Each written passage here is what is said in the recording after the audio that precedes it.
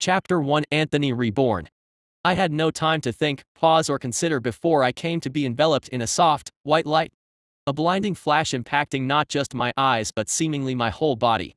Sensation fell gradually away as I tried to gather my thoughts. What had happened? Where was I? I think I made myself dinner. My parents hadn't been home again. I was eating in my room, at my desk maybe. Then there had been white. I can't tell how long I've been here, floating in this gentle light. Has it been 10 days? Or only 10 minutes? The light surrounds me, enveloping me like a warm blanket. Sound begins to swell like a wave in the distance. It rushes toward me, and just when washes over me I hear a voice. Welcome, Anthony. Well, thank you. These are the kinds of good manners that make me feel warm inside. You have died. Damn it. What do you mean I died? Disembodied voice. How on earth are you speaking anyway? Come to think of it, how on earth am I hearing you? Do I even have ears right now? So if I died, is this heaven? I mean, it's comfortable enough, but I'm not sure if I want to stay here forever, you know. Be calm, you will soon awaken to experience life again in a new world. This voice feels somewhat familiar, a deep and gruff intonation that is comforting yet full of wisdom. Is it that legendary bearded figure, dressed all in white? Worshipped with devotion all over the earth? Could it be you? Gandalf. You will be reborn on the world of Pangera. Destiny and luck shall determine your fate. Hold on a moment, Gandalf. This sounds kind of cool, doesn't it? Reborn into another world? Adventure, peril and opportunity around each corner? Will there be magic? Girls. Whoa there. Hold on there, me. Need to be calm. Focus and listen to Lord Gandalf. You will be reborn with the following status. Here it comes. Level 1. So game-like. Stats. Might, 15. Toughness, 12. Cunning, 25. Will, 18. HP, 30.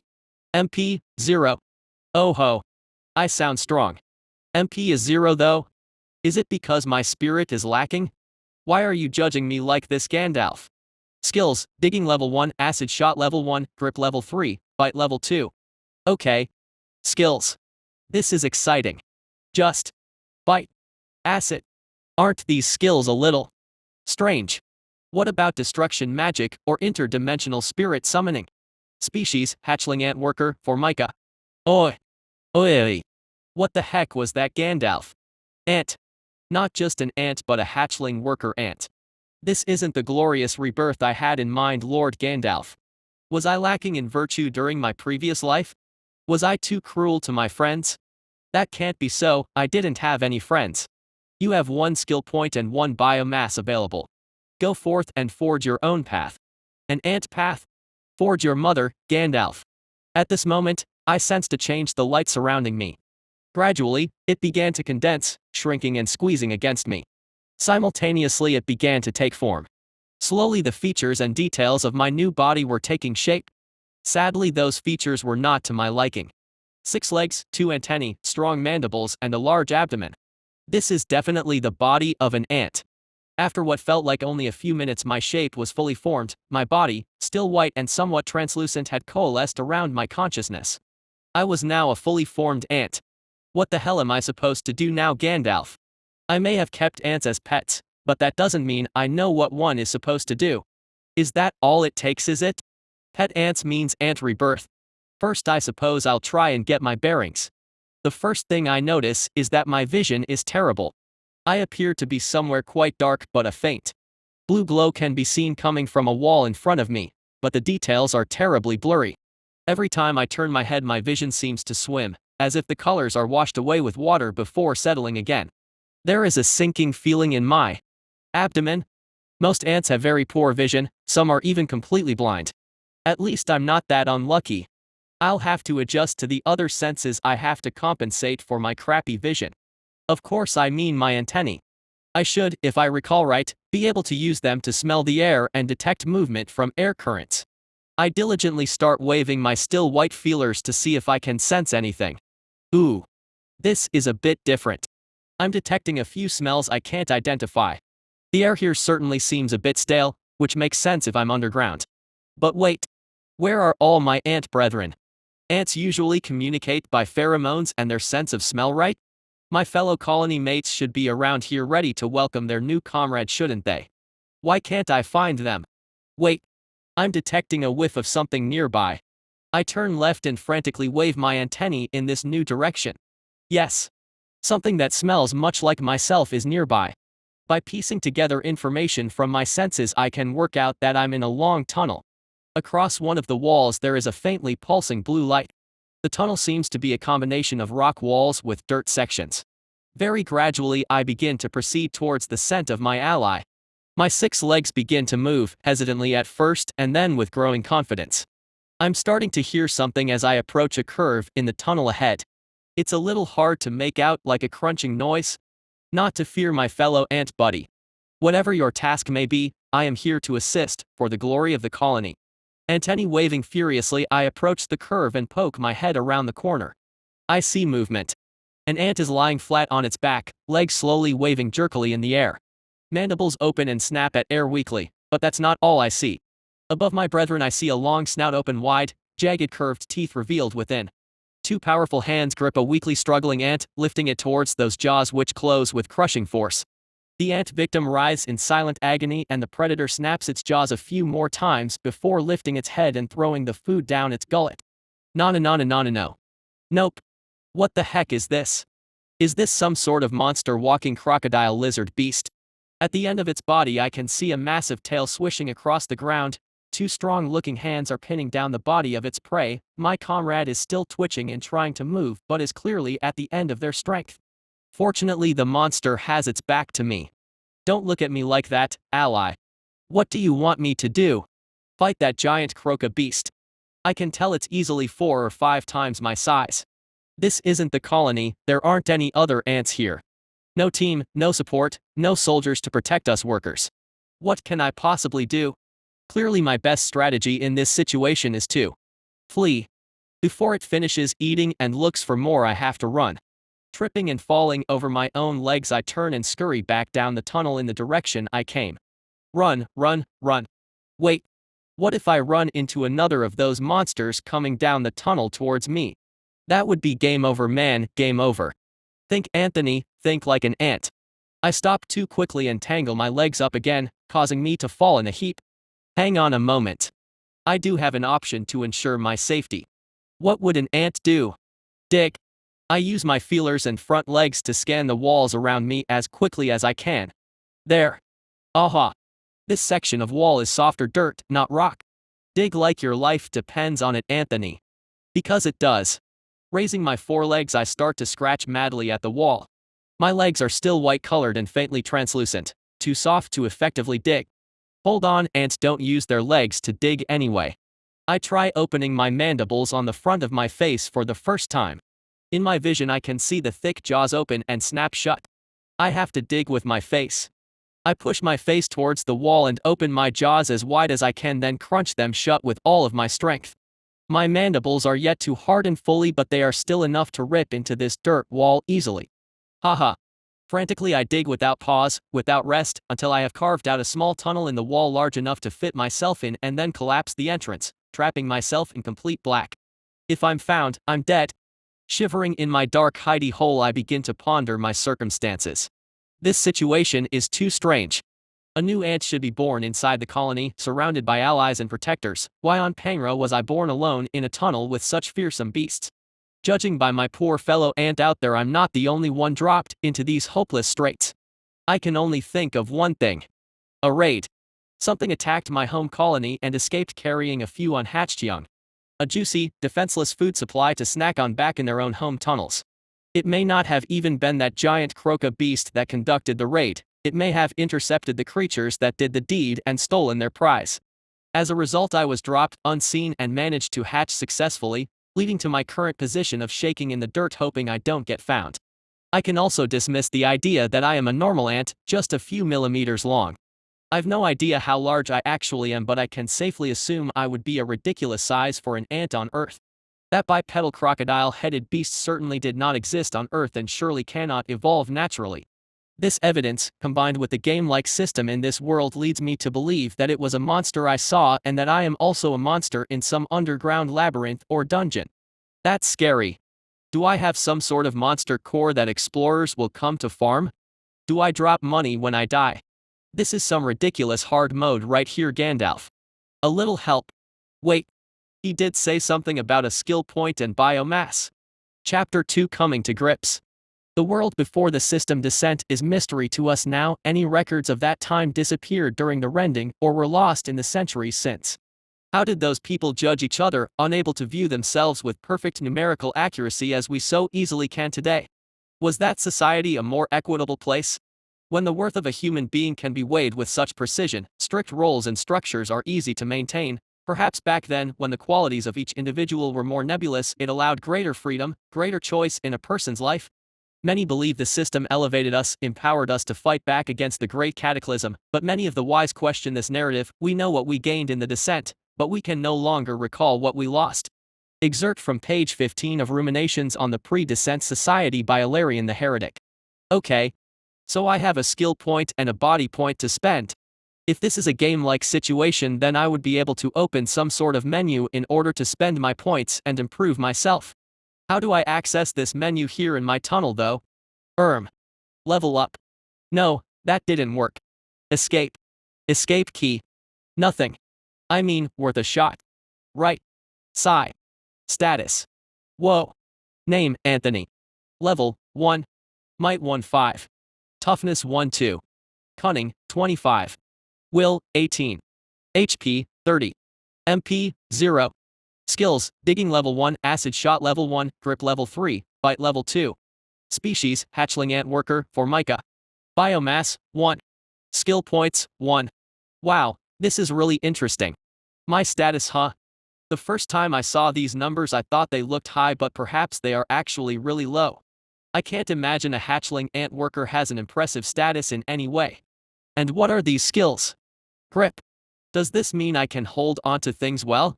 Grip, ability to hold onto surfaces and objects without letting go, for example, walking on walls.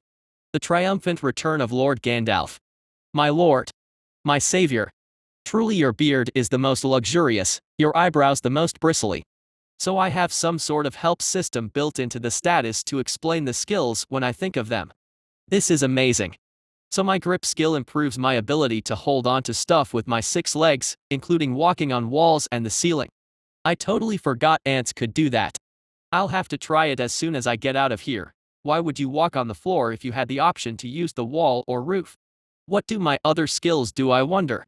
Bite, improves the ability to accurately and forcefully apply a bite using fangs, mandibles or teeth. Digging, provides subconscious guidance when digging to increase efficiency and effectiveness. Acid Shot, assists accuracy when attempting to attack from a distance using a natural acid from the body. Okay. There are many species of ant on Earth that were able to shoot formic acid from their rear zone. I must belong to a monstrous species of formic acid spraying ant then.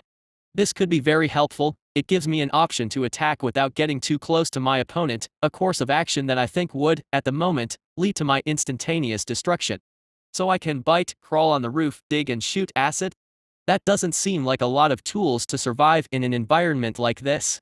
What I'm missing most is information. I have no real idea where I am. I have no idea what kind of creatures live in this place other than ants like me and crocobeasts. I've no idea where the surface is or if the surface even exists in this world. I can't communicate with anything since I'm fairly sure I don't even have vocal cords, so even if I found someone prepared to talk to a monstrous ant, dialogue would be impossible. This means if I want any information I'll have to get it myself. Out in the tunnels. Scary. That's so scary, Gandalf. You want me to go out there with who knows how many unknown horrors as a lone little ant monster? Madness, madness I say. Phew. Calm down, Anthony, stay cool.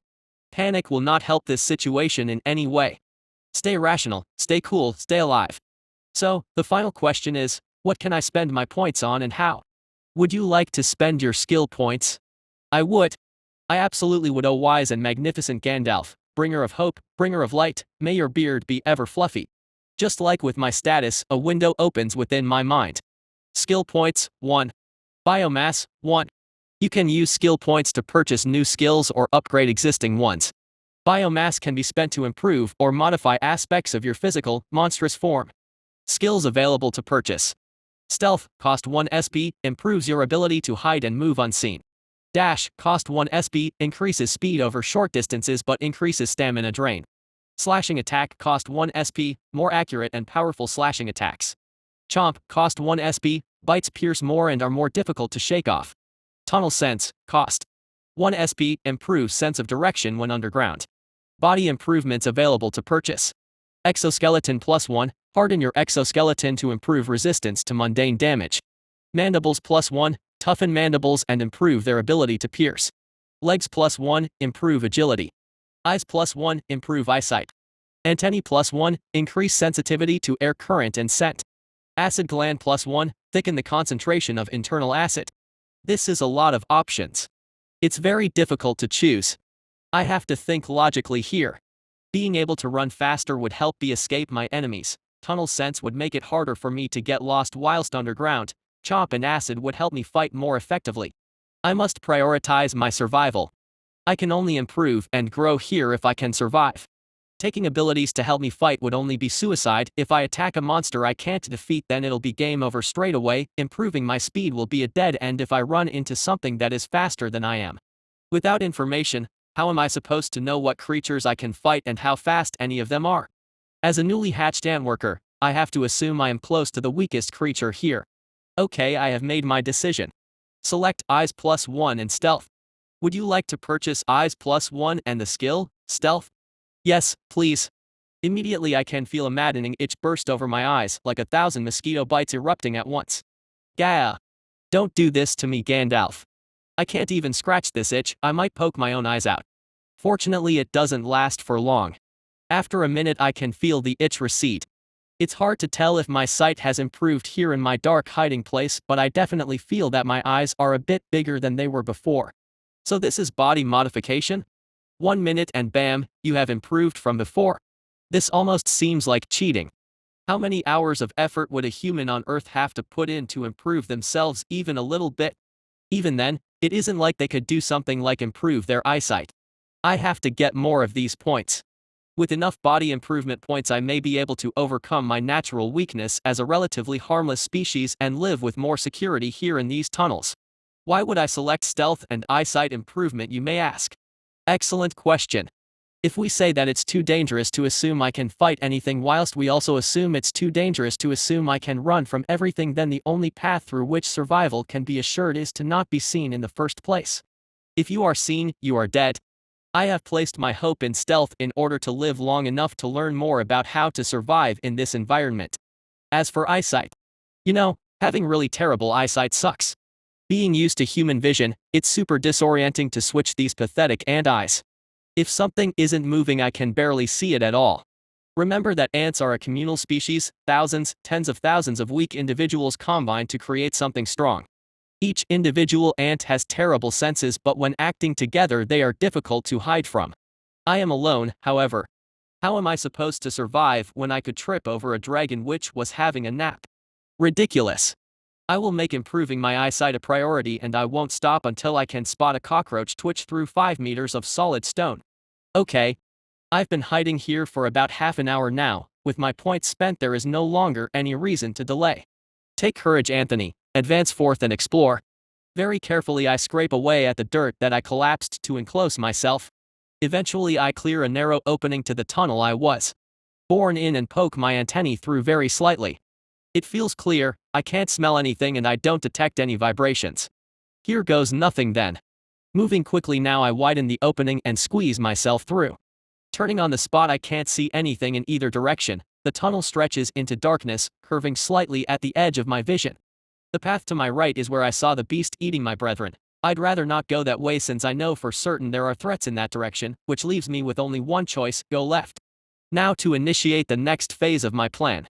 Very slowly, since I still can't coordinate my 6 legs very well, I begin to walk towards the wall, then I begin to walk up the wall, then I step onto the roof until finally I am hanging upside down, gripping the roof fiercely with my tiny claws. Success! By hugging the roof and moving upside down, combined with my new stealth skill, I may have a greater chance of remaining undetected and passing unseen. Muahahaha. It could just be the blood rushing to my head, but suddenly I feel more confident than I did before. Onward, Anthony. Despite my now burning spirit, I continue to move cautiously down the tunnel. using my antennae and front legs to look for solid footholds before gripping hard with my feet and moving forward. This takes a fair bit of concentration, so progress is relatively slow, but I'm okay with that. Every moment that passes without being attacked feels like a small victory to me. Now that I can see slightly better, I can make a little more sense of some of the details I noticed before. All around the tunnel, twisting and branching like vines, are glowing blue lines like veins running through the rock. Some thicker, some thinner, some so thin they can almost not be seen, splitting and reforming endlessly in a random pattern. Every few minutes a pulse flows through the lines, brightening the entire tunnel momentarily as it flashes through. It feels eerily as if the tunnel were alive, but for some reason, the light feels comforting to me, almost energizing. Just another thing for me to learn in order to understand in this place. Illuminated by the glow of the tunnel, I can see my carapace has begun to harden and turn black. I recall from my ant-keeping hobby that newborn ants have a soft white exoskeleton which gradually hardens and gains color. Seems like I was huddling in the wall longer than I thought. After an hour of cautious movement, I follow the tunnel around a curve, and before me the tunnel walls fall away into a tremendous cavern. This is huge. You could fit a few sports fields in here, surely? What's more, through my antennae I can sense fluttering vibrations, and a myriad of scents assault me all at once. Monsters. Chapter 3: Monstrous Associates. Growls, hisses, and the click-clack of claws echo off the walls in the cavern. Waves of vibrations batter my antennae, dizzying me. This cavern swarms with beasts, fighting and moving through what appeared to be a thoroughfare in the part of the cave network. Quickly as I can, I dart into the cavern, moving towards the dark shelter of a stalactite, hanging like a spear tip from the roof. Flattening myself against the rock, I remain still and cast my eyes around. The strange blue lines I'd seen pulsing in the walls are here as well, twisting and branching throughout every surface, even winding around the pillars of pointed rock that burst from the ceiling and floor, illuminating the entire space with the same soft blue light. Nearby, in the center of a clearing, a basin of water, perhaps 20 meters across, had formed in the floor of the cavern. Peering closely, I see it's fed by a steady drip of water from cracks in the ceiling, possibly from a river or aquifer above. The water seems suffused with the blue glow, illuminated from beneath by veins of light in the basin floor. The thing that makes my poor ant heart leap to my mandibles, however, is the menagerie of monsters I see congregating around the pool. What sort of nightmare parade is this, Gandalf? The details are hard to make out thanks to my still crappy vision, but thanks to the creatures being so stylishly lit from below as they drink, I can see enough. First, let's address two closest to me. They appear to be a kind of dog, or wolf, each with a reptilian tail extending behind them. Their head features an elongated snout filled with what I imagine to be razor-sharp teeth. The two creatures take turns drinking, watching over each other and rumbling warning growls at anything nearby, tail swishing over the cavern floor. Next to them I can make out another crocobeast, leaning forward, placing its weight on its front legs, scooping water with its elongated jaws. The other monsters seem to give the beast a bit of clear space. I would too. It seems the creatures here understand to let sleeping dragons lie well enough. Now that I notice it, it seems there is no conflict around the water pool at all. Perhaps the denizens of this place have established an unspoken truce here at their water source? I'm surprised. I wouldn't have expected these terrifying creatures to be willing to share space, especially if they can grow stronger by eating biomass as I can. Since this is the case, I'll skitter a little closer and try and see better. Very slowly I approach the pool, one leg moving at a time, keeping my body as flat to the roof as possible. Progress is so slow. If I could sweat, then water would be running off me so fast there would be a second drinking pool in this cavern. I test every foothold and sweep my antennae oh so slowly through the air. Stealth has reached level 2. Oh yes, SSS. Skill level up. So juicy. This confirms my suspicion that my skills can be trained by use. In this case, my stealth skill has been raised by moving without being noticed by the monsters below me. This gives me a huge opportunity. I can hide here and continuously observe these monsters, moving very slightly the whole time, which will allow me to gain information whilst training my stealth. Okay, settle down. The worst thing I can do is lose my cool. I take a few slow deep breaths to calm myself before I continue my approach. One mistake will mean death in this place. I must be cautious 3 times in everything I do. Combat means instant destruction for me. I can never forget, even for a moment, that being found means being killed. Steady the ship, Anthony. Eventually I make my way closer to the pool, letting me see the creatures on the other side a little more clearly. What looked like a shifting mound of a creature is now revealed to be a mass of centipede-like creatures, twisting and falling over each other as they drink and rear up their bodies to hiss and clack their pointed mandibles. I can barely make it out, but each centipede seems to have two small arms with pincers, like a crab or scorpion, and their long bodies, covered in legs, end in a sharp point. Disgusting. These things are massively disgusting, Gandalf. There must be 10 of them piled on top of each other over there. The way they writhe and twist makes me slightly nauseous. I'll look away. The last beast I can see is a small, squat creature with 4 legs, like a lizard, but with long, stone-like spikes rising from its back. Of all the creatures here, it looks like the least threatening, but since the other creatures are giving it a wide space, there must be something about those spikes that make them avoid it. Even though I'm hiding here, there is one thought that excites me greatly. Each of these terrible creatures is a possible harvest of biomass, the red envelope of XP, waiting for me to reap. First, I have to make preparations. The next few hours pass slowly as I diligently stay over the pool, shifting my position gradually so as to stay hidden, observing the way the creatures move, especially taking care to see where the creatures go after they leave the pool. The centipedes slither away to the opposite end of the cavern, and curiously the croca beast does as well. The dogs move into a small tunnel opening in the south end, close the tunnel I emerged from. The spiky lizard wanders off towards a wall and starts to climb up before I lose sight of it in the shadows. Another wall dweller, eh? I'd call you brother if I didn't have to eat you. As the creatures leave, they are replaced by more slinking out of the shadows and from behind rocks. After 2 hours, I am finally rewarded. Stealth has reached level 3. At last. My poor ant claws need a break. It might seem effortless to hang upside down here, but I'm expending energy and not eating anything. I'm tired and hungry. Food will have to wait for now though. It's still too soon. I creep back to my tunnel and make my way back into my hidey hole. Phew. Only when I'm enclosed in this space do I feel safe. Maybe that is the ant coming out in me. Never mind that. Time to work some more. I begin to widen the space and I use the excavated dirt to start blocking the tunnel off on the side leading away from the cavern. Using my mandibles to shift the dirt and pressing it down with my body to compact it. It's strangely soothing, this. Usually, when a colony is excavating a nest, they would pile loose soil around the top to create a mound in order to help keep water out of the nest. I don't want this for a few reasons. I'm not worried about rain down here, and secondly, I don't want anyone to know there is an ant in here. So my plan is to try and restrict the tunnel on both sides, leaving only a small gap for me to pass through on the roof. This way the larger creatures will be dissuaded from chasing me here to my hiding place. They could get through if they really wanted to, of course. It's only dirt after all, but I'm hoping they wouldn't be bothered and find another way to travel. After some time, digging has reached level 2. Now I can dig faster. After a few hours of shifting dirt, I was able to completely block off one side of the tunnel, leaving only a small gap at the roof. Also, my digging had reached level 3. I'm exhausted, time for a nap. Covering up the entrance to my now much more spacious hiding hole, I loosen my 6 legs and place my body down on the soft earth. I'm so hungry. My stomach is twisting and cramping. I know this feeling from when my family didn't send expenses money or neglected to put food in the fridge. I'm no stranger to going hungry. I just have to wait. When I wake up, I'll go to hunt my first prey. I already have a target. Chapter 4: The First Prey. I'm so hungry. Perched here on the roof of the cavern, my claws dug into the cold rock, there is only one thought in my mind. Food.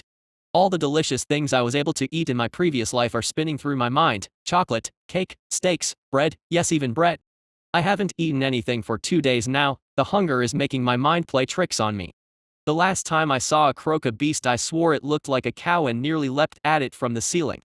The centipedes are looking and more like a tangle of noodles. I have to solve this situation before I get myself killed chomping on something I shouldn't. 2 days. I have been planning for 2 whole days. I have studied every aspect of this end of the cavern in excruciating detail. I've spent so long hanging upside down over the water basin that I nearly feel asleep and dropped into the water. That would be a swim I wouldn't enjoy. A welcome side effect of spending all my time this way has been my sneak has leveled up to 4. Thanks to spending my downtime digging away at my hiding place, my digging has also reached level 3. Muahahahahahaha.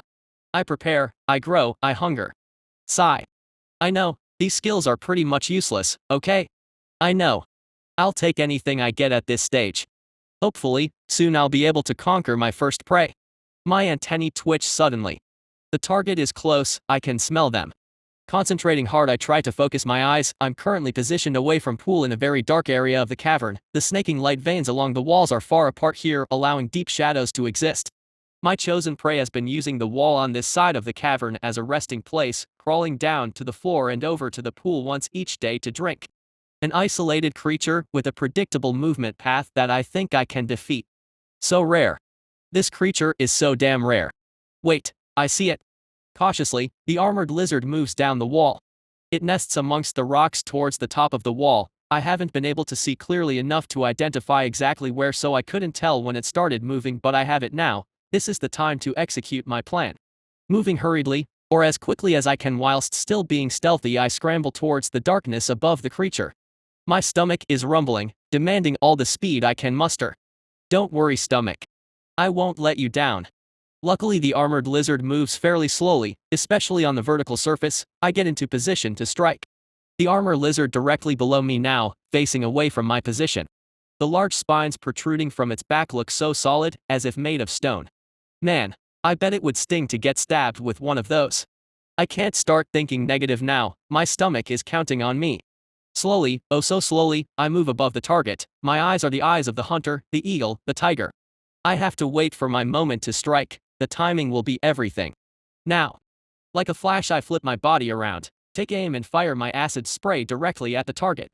The liquid falls through the air at tremendous speed, splashing against the rock and covering the armor lizard's feet, a flawless strike. Ha! My secret target practice over the last few days has paid off.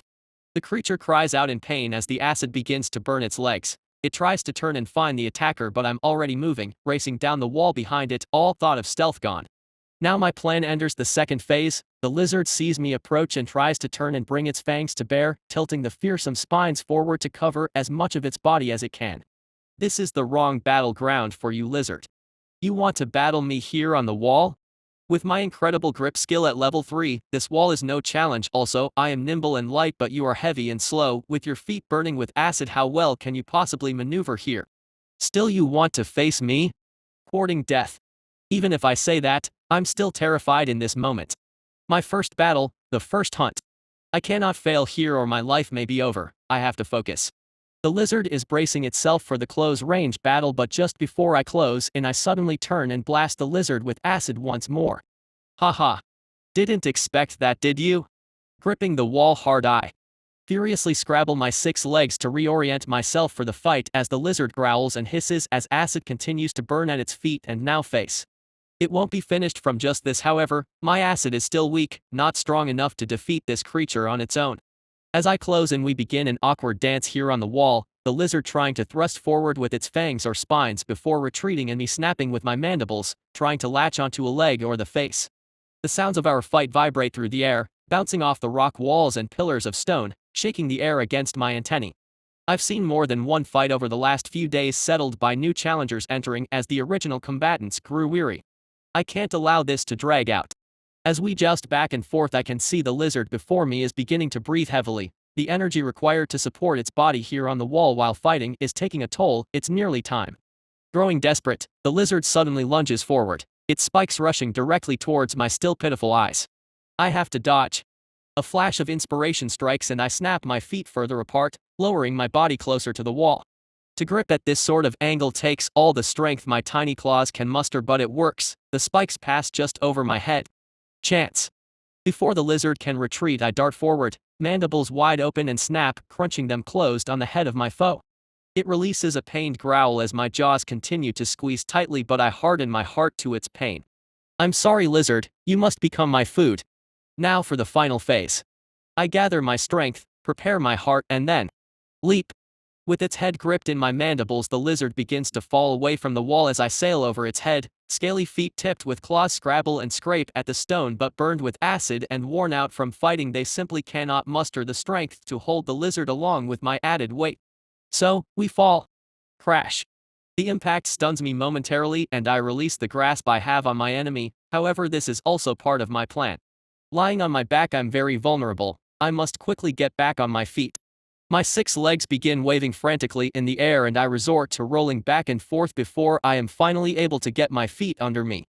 Focusing my eyes, I can see my pitiful prey who has fallen into a much more difficult predicament than I did. The long spines and hard shell of the lizard have plunged directly into the pitfall trap I painstakingly dug after the last visit this lizard made to the water pool. Muahahahahaha. Do you see that, you stupid lizard? This is the ingenuity of the human mind combined with my level 3 digging abilities. I purposefully made the soil loose and soft at the bottom of the trap so the long spines would sink into the earth, trapping the lizard with its feet in the air, unable to escape, and indeed, before my blurry eyes my prey is trapped, its feet clawing at the air, trying and failing to roll over. This is the strategy I obsessed over for 2 days. Using all my abilities together, shooting acid, fighting on walls, my mandibles, my human intellect and even my digging skill, to be able to triumph over the enemy. Even so, to cause the lizard to fall onto its back I was forced into a dangerous maneuver. Thankfully the lizard had such regular habits and traveled on the same path each time, otherwise my trap would have failed. With the prey incapacitated I start to lose my tension. Using the last of my acid I fire off 2 more shots, right into the soft belly of the lizard. Acid shot skill has increased to level 2. So quickly, Gandalf. Perhaps my skills increase much more rapidly when used in a combat situation as opposed to more casual use after my stealth skill has taken so much time to level up even when hiding from multiple creatures for hours on end. Something to ponder after I fill my protesting stomach. I hoped that using the acid to finish off the lizard would spare me having to try and bite the creature to death, but nature is not that kind. After enduring the cries of the pitiful thing for 10 minutes I harden my resolve and use my mandibles to finish the job. Bite skill has increased to level 3. Having to take a life is a bit depressing, but getting a skill level feels so rewarding. Chapter 5. To the victor goes the spoils. I have hunted, battled and achieved victory. This is a somewhat complicated feeling. The pain and suffering I endured to achieve this goal is something I can't recall from my previous life, neither do I remember this satisfaction, this triumph. Mostly I remember feeling numb. You have defeated level 2 Spinta. You have gained XP. You achieved level 2, 1 skill point awarded. Gandalf. So talkative all of a sudden. Level 2 has been achieved, eh? Fantastic. So this lizard is a Spinta. What on earth does that mean? This name sounds vaguely Latin. Come to think of it, my species was listed as Formica. If I recall back to my ant-keeping hobby, Formica is the Latin name for wood ants. Are all the creatures here named in Latin? That seems odd. I have to put that question aside for a moment since a few others have been answered at this time. For one, I now know that I can gain experience to improve my level when I defeat other creatures in this place. Secondly, I know that I gain a new skill point when I level up, and thirdly, I learned that this is also true for the other creatures here. Since this Spinta thing was at level 2, I can assume there are 2 possibilities: either it was born level 2, or it managed to level up once. I have to ponder this in greater depth later. I have 2 other things to worry about now. Firstly, I cannot leave my prey here in the open in case other creatures will be attracted by the scent, and second, I'm starving. I have to eat. Without waiting any longer I rush into my pitfall and approach the lizard. Burns and melted flesh as a result of my acid can be seen alongside crushed limbs and puncture wounds from my bites. It really looks very pitiful. I'm sorry, lizard, I'm really sorry, you didn't deserve this fate. However, since the deed has already been done, I will now partake in my first meal. Did you know that an ant has a mouth on the bottom side of its face? Most people think that the mandibles are the mouth, or that the mouth is positioned behind them, but this isn't so. The mandibles are more like hands attached to the head whilst the mouth is below them. I take a bite. This flavor, how could I describe it? Disgusting. This is seriously disgusting. Despite being so hungry I feel my carapace is constricting. This is not a pleasant meal. You have consumed a new source of biomass, Spinta. You are awarded 1 biomass. Basic profile of the Spinta unlocked. The voice of Gandalf. I am graced by your weathered tones once again, oh great one.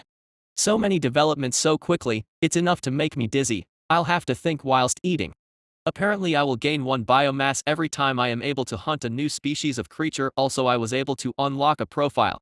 A basic profile. How do I access that? I'll have to experiment later. As quickly as I finish the lizard, I feel quite full. I can tell my gaster, My back part is swollen to much larger than it was before. Just as I finish, I get another surprise. You have gained 1 biomass. Another one. Truly, my harvest has been rich from this hunt. Only one thing to do now that I have finally achieved success and reaped such a bounty: retreat to my nest and consider my next move. Keeping my antennae waving, sensing the air, I once again climb up the wall, making my way to the roof and sneak my way back over the water pool towards the tunnel that houses my nest. A range of monsters are still communing around the water, but they are too focused on watching each other to look up and detect me. In this way, I return to my place of safety. Tucked away in a somewhat secure place, I can now take some time to assess my situation and plot my next move. Okay, first thing is to check my status. Status. Name: Anthony. Level: 2. Might: 15. Toughness: 12. Cunning: 25. Will: 18. HP: 30. MP: 0. Skills: Digging level 3, Acid Shot level 2, Grip level 3, Bite level 3, Stealth level 3. Mutations: Eyes +1. Species: Hatchling Ant Worker, Formica. Skill points: 1. Biomass: 2. Haha. Behold my incredible growth. Despite my difficult start, I have managed to survive, secure my first meal, level up and improve my skills. I am very proud of this result. Against all the odds, I will survive. This is the burning ambition of my soul.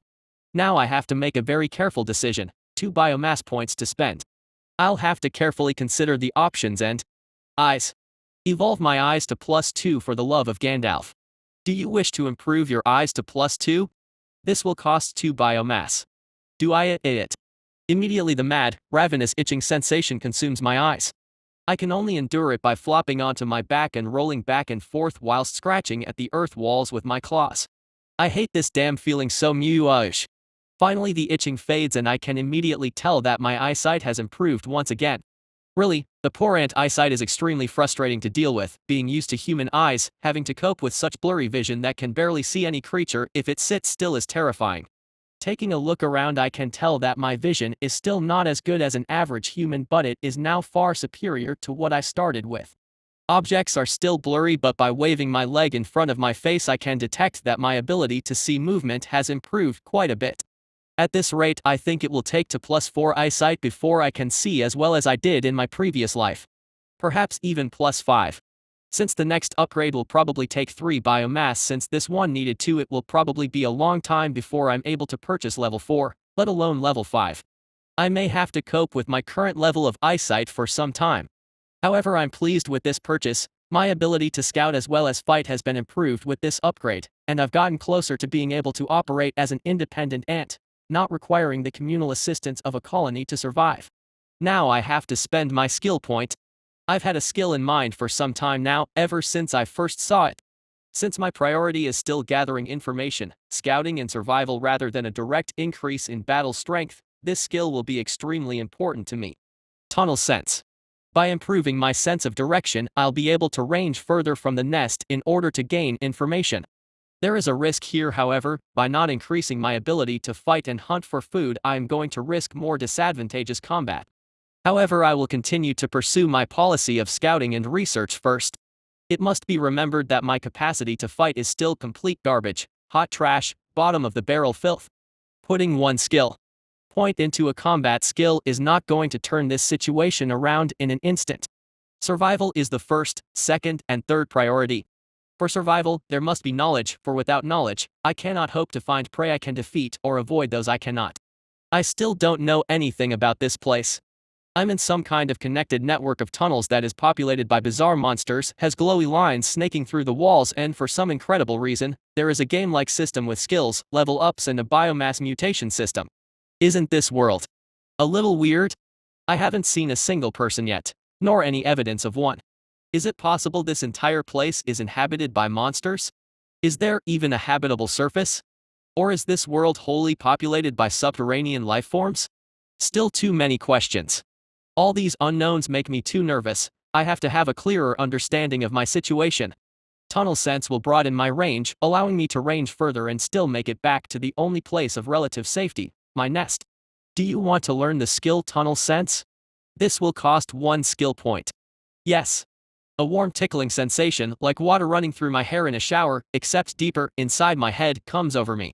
Perhaps I didn't notice this before since I upgraded my eyes at the same time as I purchased a skill.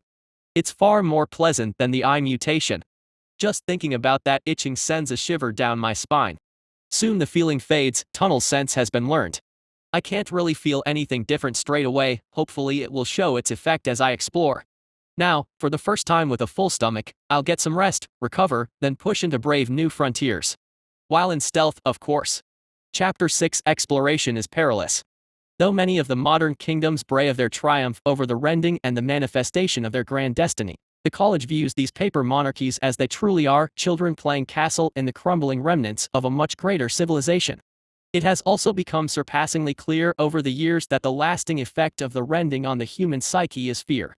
Our race may never be free of the terror that took root when the very ground beneath our feet became our enemy, the source from which our nightmares sprung to life. Excerpt from Legion College Record Volume 5, Years 213 to 289 AR. After a good rest, filled with the contented and happy feeling of being in my own enclosed space with a full stomach for the first time in this world, I awake refreshed and ready to, cautiously, approach my next challenge. I need to further explore the cavern, gather more information on my situation and try to identify my next prey. Before that, however, there is something else I want to try first. After eating, Gandalf informed me I had unlocked a basic profile of the Spinta Lacerdos.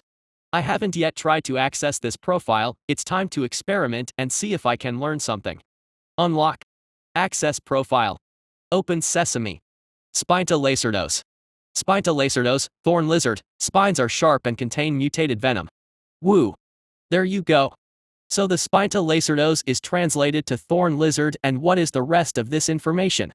The spines are sharp. Contain venom. Isn't that obvious the first time you look at the lousy thing? Well, it's only the basic profile after all. Perhaps if I can hunt and consume more of them, I'll be able to access a more detailed profile with more useful information. With that out of the way, it is time to pursue the next task. Emerging from my nest, I make way across the roof to the rock pool. A now familiar scene greets my eyes, a collection of monsters, types I have seen before, loiter at the water's edge, warily guarding against each other whilst drinking from the glowing pool. In fact, with my newly improved +2 eyesight, the pool seems to be glowing slightly more brightly than it did in the past. The curious thing to be about this situation is that all these monsters are here to drink, yet I have not, in the several days I've been here in this monster ant body, felt thirsty. Since I am also a monster, just as these creatures are, what compels them to drink the water from the pool when I feel no urge to do so? Is there something different about them, or me? The next mission today is to investigate. I will take a bold, brave, possibly stupidly suicidal step in order to shed some light on this mystery. Continuing to move in my almost habitual slow method, I creep across the ceiling to the nearest wall, make my way down it and onto the cavern floor. Then, slowly at first, but with growing confidence as each step propels me forward, I approach the pool. First to notice me is a lizard hound, the wolf-looking creature with a long reptilian tail. There really is a large proportion of lizard-like creatures here in this place. The huge bipedal crocodilic monster and the spiked lizard I hunted earlier have some form of reptilian features. Is this some form of pattern? When the hound sees me, it immediately begins to growl, shocking me slightly, but then something odd happens. As I continue to approach, the hound begins to back away slowly and make ground for me, almost as if they were afraid. I watch the wolf carefully and continue to approach the pool. As I step further and further into the light emitted from the pool, another heaving mass of centipedes becomes aware of my presence. Their reaction is very different. As soon as they see me, the slithering, clacking tangle of creatures begin to hiss furiously and writhe over each other with even more speed. One of the creatures emerges from the tangle and slithers forward on its spindly legs a few meters towards me. Then it begins to posture, hissing and clacking with sharp-looking mandibles and claws. However, it doesn't approach or attack. Phew. I was terrified when they started heaving. There must be 6 or 7 of the horrible things piled over there. If they tried to attack, I would have to escape with all my might. Luckily, the piece of the water source held. There is only one reason that the survival-minded me would risk coming into the open here, only one reason that I would show myself in front of all these creatures who could kill me so quickly. Not even one time have I seen a creature approaching, drinking or leaving the pool be attacked. Not even once. I saw and heard plenty of conflict during the 2 days I spent scouting the armor lizard, but I never saw any conflict here. There is something important about this water source, and I don't think it has to do with hydration. After all, I still don't feel any need to drink. Monster physiology in this world does not seem to be simple. I continue to approach until I reach the edge of the pool. The glow is so bright here up close, it's difficult to see into the water even with +2 eyes. The pulsing lines on the floor of the cavern seem to converge towards the center of the water source, right at the bottom of the pool, and the most intense light originates from that juncture. The water itself seemed to flow and move in strange, concentric circles, despite the lack of current or propulsion of any kind. Almost like a lava lamp, the pool seemed to have a motion and swirl all of its own. Ignoring the continued hissing and posturing of the stupid centipedes, I lower my mouth to the water and taste. It burns. Holy moly, that burns. What is this? Hydrochloric acid. A fiery sensation enters my mouth and flows straight through my 3 body segments to my stomach, from which the heat begins to permeate my bloodstream until my carapace itself feels like it's on fire. Yeesh. This is what you creatures have been coming here for. This painful, burning water of death. What is wrong with all of you? Is this the cavern of masochists? The burning sensation gradually subsides and I can't help but stare at the other creatures around the pool incredulously. What the hell are you all doing here? Many pairs of eyes stare back at me. I feel self-conscious now.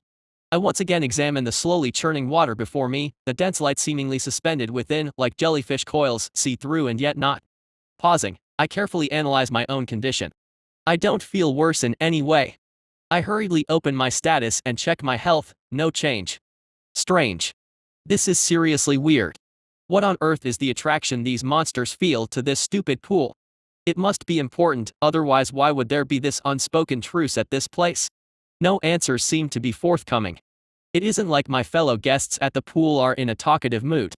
Feeling more puzzled than before I'd tasted the water, I prepare to leave. But before I do, I can't resist one more sip. Gah.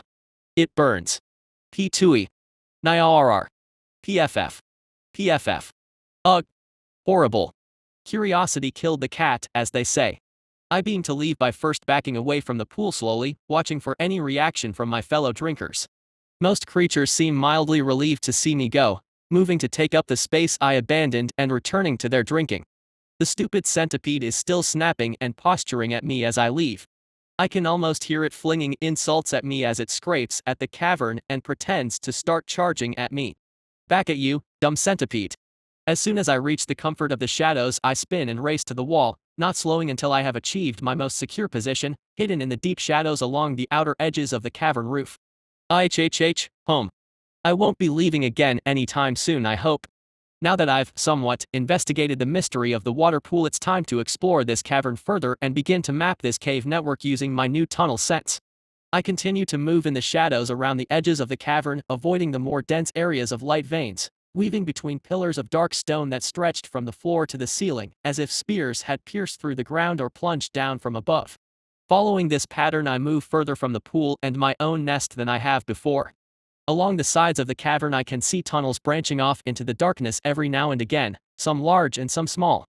I approach a few of them and feel strange air wafting through. Who knows what is lurking within these strange tunnels? I move ahead for another 10 minutes, making slow but steady progress. I can see the cavern has begun to widen further so that I can no longer see both sides at once. I start making cautious passages across the center to check both sides as I make my way. Whoa! A huge tunnel entrance appears before me. Perhaps 30 minutes travel away from the pool, this entrance is massive, spanning almost from the floor to ceiling of the cavern and just as wide. It clearly tilts in a downwards direction, heading deeper into the earth. But there seems to something strange about the way the stone here is shaped. Is that stairs? Chapter 7 Cohabitation? These are absolutely stairs, right? Tiny eyes boggling, I approach the cave entrance in order to closely examine these stairs. It definitely appears as if these stairs have been carved directly into the rock. Now who exactly would be responsible for carving stairs into solid rock, Anthony? Why, humans, of course. Human civilization. This is the first tangible evidence I've seen that any sort of humanoid creature exists in this new world. Fantastic. I can't help but be excited and also a little nervous. I wonder what sort of fantasy-like people live here. Will I see dwarves? Elves? The idea of voluptuous elf ladies is almost enough to make me giddy. This is getting more and more interesting. Why would they bother to carve stairs into this tunnel and not the others? The answer is almost self-explanatory. This is a very frequently used tunnel, therefore they have made it more convenient to travel down here. This means it's likely there may be more stairs nearby, but leading up instead. Perhaps a path to the surface. I quickly crawl down the wall and approach the stairs leading downwards. Wow. This is actually the first chance I've had to compare my size to an object I can relate to in my previous life. If we can assume that people in this world are roughly the same size as those in my old world, then by comparing my size to the stairs I'll be able to make a rough estimate of how large I am. All I have to do is hop onto these stairs. I think I'm a little smaller than perhaps I first thought. Judging by the height and length of each step, I can say I'm probably only tall enough to come up to a full-grown adult's knee, and I'd be roughly as long as a full stride, so perhaps a meter. But wait. That means all those monsters who looked too terrifying and massive to me, from a human perspective, would actually be fairly small. The wolf creature would be almost waist height, the thorny lizard is even smaller than I am, about the size of a badger, and the terrifying, enormous croca beast would be less than shoulder height. Are all the monsters in this area actually very weak? Thinking logically, it would be a great thing if they were, since I probably would not have been able to survive this long if they were strong. This does raise the possibility of there being much stronger, larger and more powerful monsters elsewhere in these tunnels. I'll be doing my best to avoid those then. May our paths never cross. Okay, since the more powerful creatures probably live deeper, since that's how it works in games and this world is so strangely game-like, I will operate on the assumption that the safer places are closer to the surface. I resolutely turn away from the tunnel and begin to move further into the cavern. Yes. I can see more signs of modification here and there. Every now and again there is a step carved into the floor to make passage more easy, and I also notice carved areas at about human head height on the walls at fairly regular intervals. Are these perhaps for holding torches and illuminating this space? In fact, the further I travel the more signs of civilization I see. The ground is starting to slope upwards more and more as well. Perhaps the surface is actually very close. Looking around I can see that there are very few tunnels branching off the main cavern at this point, not even small ones. Also the pulsing veins of light along the walls are further apart and thinner, making the space a little darker than further into the cavern. Perfect for a stealthy existence like me. I'll keep exploring. My heart is pounding in my chest now. I might actually get to see a person from another world. I have so many questions. What do they look like? What race are they? Do they know magic? Is there some sort of adventuring guild that goes dungeon exploring? Maybe I'll be able to communicate with them somehow, perhaps sign language or some form of interpretive dance will work. This could be breakthrough in human-ant-monster relations. How often would they have seen a human mind trapped in a monster body? Possibly I'm the first of my kind. The cavern is becoming more narrow, the steps more frequent, and the slope steeper the further I travel. Actually, is that? I think it is. Sunlight. My antennae wave excitedly in the air as they get their first taste of dim, reflected sunlight. The surface must be extremely close now. I continue scuttling forward, excited to get a taste of the surface air on this new world. Gradually I can see a source of light ahead, reflecting off the stone and diffusing into the cavern. Ooh. More human construction. It look almost like a wall of some kind. I shift my head to try and get a better view. My eyes seem to work even worse than usual under the effect of natural sunlight. I may need to get closer. Yes, it seems like some sort of wall constructed against the side of the passage. There are small window slits carved into the stone, presumably so someone behind the wall can see and attack out. This is perhaps a guard room? It would make sense if you think about it. They would put a guard room here so they can monitor the entrance to the dungeon and fend off any monsters that approach the surface. There is probably a guard in there right now. Even as I'm thinking that, a bright red light suddenly shines through the windows in the wall and I can hear rapid movements as if someone is scrambling up from a chair. Suddenly two people emerge from behind the wall, standing on a raised stone platform perhaps a meter off the tunnel floor. It's humans. Real humans. I'm slightly sad they aren't elves, but hey, people. They appear to be wearing some kind of metal armor with black leather underneath. They both have swords at their waist and tight boots laced up their shins, also black. Judging from their figures it appears as if one is male and the other is female. The female guard seems to be holding a crystal of some sort in her hand that is emitting a bright red light. Perhaps that is how they detect monsters approaching. It looks as if they are searching the tunnel, trying to identify the threat. Must be hard to find me with my stealth on, I suppose. Suddenly the male raises both hands and incredibly, they begin to glow with a bright, burning light. He appears to close his eyes to concentrate as the light forms into strange shapes or runes that slowly revolve around his hands. I'm stunned senseless. This is magic. Real magic. Holy Gandalf, Gandalf. Magic is possible in the world after all. Oh boy, oh boy, oh boy, I wonder if these people could teach me. After only a few seconds the guard thrusts both his palms forward and the cavern erupts in light. Great flames burst out from the strange sconces in the walls, baying the tunnel with heat and chasing the shadows away. The second guard holds the red crystal forward and the light begins to focus and illuminate the threat. Which is... me. What the hell am I doing? The female guard rapidly slips the crystal into a pouch attached to her belt and rips a crossbow off her back whilst the male locks eyes with me and once again raises his hands. He doesn't look friendly, Gandalf. Run run run run run run run run run run run. Anthony, you stupid idiot, what the hell are doing waltzing up to monster guards when you are a freaking monster? My 6 legs start pumping in overdrive as I start running like crazy to weave through the rocks further into the tunnel. The harsh lights from the flaming torches burns my eyes, making it hard to see, but I can't slow down at all, causing me to stumble and miss my footing. I can hear shouting and footsteps pounding on the stone behind me, but I don't turn to look. A blast of heat explodes on my right and another on a rock just in front of me in rapid succession. These are fireballs, right? Fire magic. Have mercy on me, I'm just a tiny ant. I can only continue to run at max speed, weaving behind rocks and pillars in order to seek shelter. Go go go go go, Anthony, you moron. If I survive this, I'll bathe myself in my own acid as punishment for this idiocy. I'll even drink from that damned pool. A crossbow bolt slams into the stone directly between 2 of my legs as I run, spraying stone shards into my carapace. Holy moly. That lady can shoot. I need some help. I need a distraction or something. Maybe. Running at this speed, I've quickly made my way back to the wider cavern, and smaller tunnel entrances branching off this main cavern are appearing here and there. As I run, I try to pass close by and frantically wave my antennae to detect any scent coming from them. Nothing from the first. Nothing from the second. Come on, you stupid. Yes. From the third, I detect the disgusting smell I'm looking for. Without pausing, I screech to a halt, turn my back zone to point deep into the tunnel and immediately fire off 3 quick bursts of acid. As I do so, I take the chance to glance at my pursuers. Duck. Shooting out my legs, I flatten myself to the stone as another bolt zips just over my head, smashing the stone behind me. This isn't looking good, Gandalf. Chapter 8. Titus.